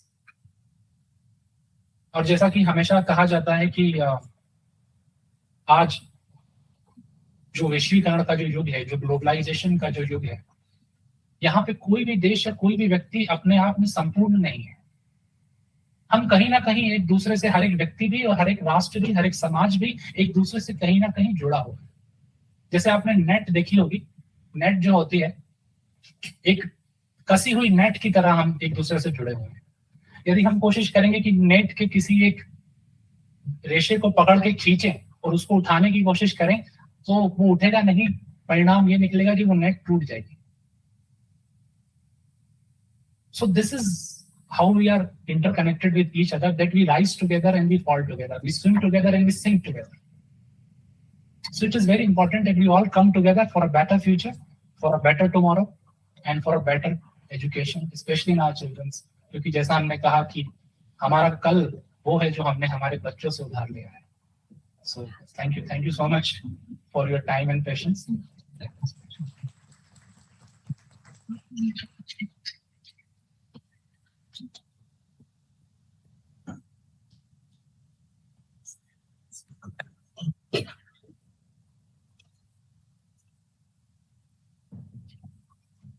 Thank you, Himanshu sir. Thank you so much for enlightening us about G20 and thank you. Now we come to an end of this webinar. As we all know, foundational literacy and numeracy is very important mission actually, which needs to be initiated and implemented at the earliest so that we can say we can develop literacy skills and numeracy skills among our children, because it's a very critical period and the age of grasping actually. our children grasp easily at this age if we implement foundational literacy and numeracy in an effective manner, appropriate manner. Definitely our children gets these skills, that is numeracy and literacy skills, and these are really very important skills which needs to be inculcated among our learners. So keeping this in mind, the all-round development of child, the FLN visions is to enable children to become independent and engaged readers and writers who are able to transition from learning to read to reading to learn. अपना बच्चा जो है वो पहले पढ़ना तो सीखता है, लेकिन उसका पर्पस क्या है वो उसे नहीं पता. तो रीडिंग टू लर्न तो है, लेकिन ट्रांजिशन कहाँ होना चाहिए? Learn to read. अगर इस तरह से ट्रांजिशन हो जाए तो हमारे बच्चे में स्किल डेवलप करना आसान हो जाता है. And we can say also transition needs from reading to learn to reading to write, learning to write. पहले बच्चा क्या बोलना सीखता है या लिखना सीखता है? बोलना सीखता है बच्चा हमारा, बोलना सीखा, उसके बाद उसे क्या सिखाना है? लिखना उसे सीखना है. तो जब वो क्या करना चाहिए? Learning to write. अब लर्निंग टू राइट तो सीख रहा है वो लिखना, ए लिखना, बी लिखना, वो लिखना सीख रहा है, अ लिखना सीख रहा है, लेकिन क्यों लिखना है ये उसे नहीं पता है. अगर transition learning to write to writing for academic success and pleasure, कि मैं क्यों लिख रहा हूँ, मुझे क्या बनना है और ये हमें क्यों करना है, so that he can become a responsible citizen of India. उसकी शुरुआत बचपन से होनी चाहिए, ना कि किसी एक पर्टिकुलर एज से कि आज हम ये शुरू करेंगे. स्टेप बाय स्टेप ट्रांजिशन होना चाहिए. तो we need to focus on all this transition from early childhood only. So what we have to do to achieve this, we need to create such learning environment which provide opportunity to our learners to interact with literacy and numeracy through books, papers, crayons, drawings, etc., which help children for the development of language, reading, writing, and numeracy. So we can say literacy and numeracy development must be closely linked with daily communication. अगर बच्चे में ये develop करना है तो वो कैसे सीखेगा? जब उस चीज की वो रोज रोज अपने आसपास देखेगा. So it must be closely linked with daily communications, their actions, thoughts, and drawings of them. So we can say FLN is a very essential step in early, which needs to be implemented at early childhood. Today we have listened our speakers. So I have been assigned the task of vote of thanks on behalf of Regional Institute of Education. I propose my vote of thanks, first of all, to our esteemed principal sir, Professor Mandal, who have given this opportunity to conduct this webinar in online mode, or I can say blended mode. So many participants are here also in this hall. So thank you so much, Professor Mandal sir, for giving this opportunity to us. I would like to thank Suniti Sanwal madam, from the Head Department of Elementary Education, NCERT, New Delhi, who focused or talked upon various initiatives taken by NCERT and Government of India. And she pressurized to prepare children with the cognitive and linguistic competition through a playway method. She also spoke about launching of Jadui Pitara. I have seen that Pitara kit. It has so many toy-based, playway-based material like storybooks, posters, toys, cards, so many things in which student can learn in a playway method. Our next speaker is Professor Sandhya Sahu Madam, Dean of Instruction from Arai Bhubaneswar. She focused on pedagogy and assessment, how to assess FLN and what pedagogy should be used to implement FLN and develop numeracy and literacy skills among students. She talked about learning crisis, community participation, how community can help our learners in development of FLN. Next speaker is our coordinator, sir, Dr. Garg, sir. He focused on numeracy, how numeracy or the numbers can be learned by children in a playway method with several examples around us. There is no need to go out of the room. It is everything with us. With the help of them, we can learn numbers and other numerical strategies to our learners. Then next is Himanshu Mishra sir. He spoke about G20 and he said how capabilities can be or capacity building can be done, that can be done through capabilities, skills and behavior and culture. सब कुछ आसपास है, अगर इसको हम अपने में समाहित करते हैं तरीके में, तो हम जो G20 का मिशन है, ऑब्जेक्टिव है, हम आराम से अचीव कर सकते हैं, इजीली कर सकते हैं. जो उसका एम है, 1 अर्थ 1 फैमिली एंड 1 फ्यूचर, वो सब कुछ हो जाएगा the day we will get together, the day we will get active, the day we will get involved and participative, which we are lacking actually. जिस दिन ये हो जाएगा, हमें इन सब की जरूरत नहीं पड़ेगी. तो be truthful to yourself. This is the only way to achieve G20 objectives. So I would like to thank our all guests, our all speakers who have been involved, who spoke about.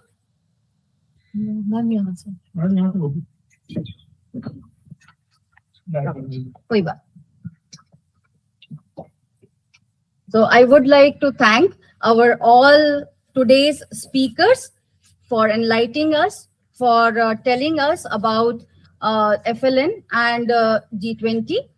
I would like to thank Dr. Munira Yadav, who has been with us for reporting of this program, and our technical team, who is continuously managing all our technical systems and being able to access this program to all of us.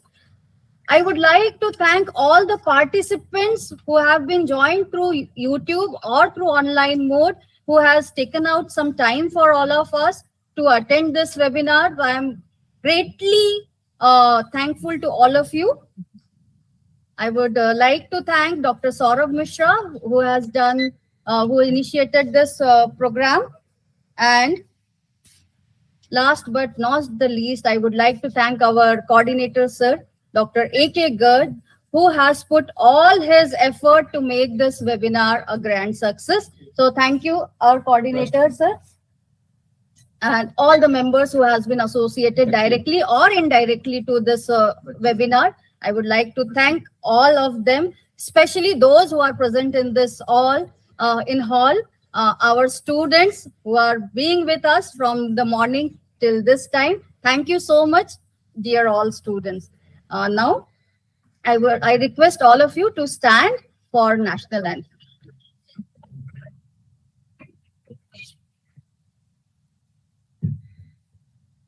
राष्ट्रगान प्रारंभ. जन गण मन अधिनायक जय हे भारत भाग्य विधाता. पंजाब सिंध गुजरात मराठा द्राविड़ उत्कल बंगा. विंध्य हिमाचल यमुना गंगा उच्छल जलधि तरंगा. तब शुभ नामे जागे, तब शुभ आशीष मांगे. गाहे तब जय गाथा.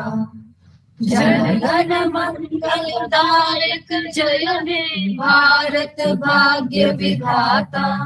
जय हे जय हे जय हे जय जय.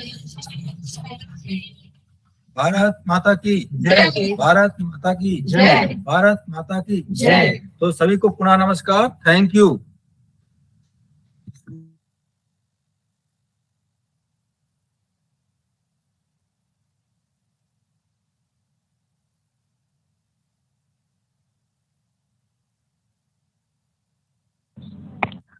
Thank you, Ashwini. Thank you, Professor Mandal. Thank you, everybody.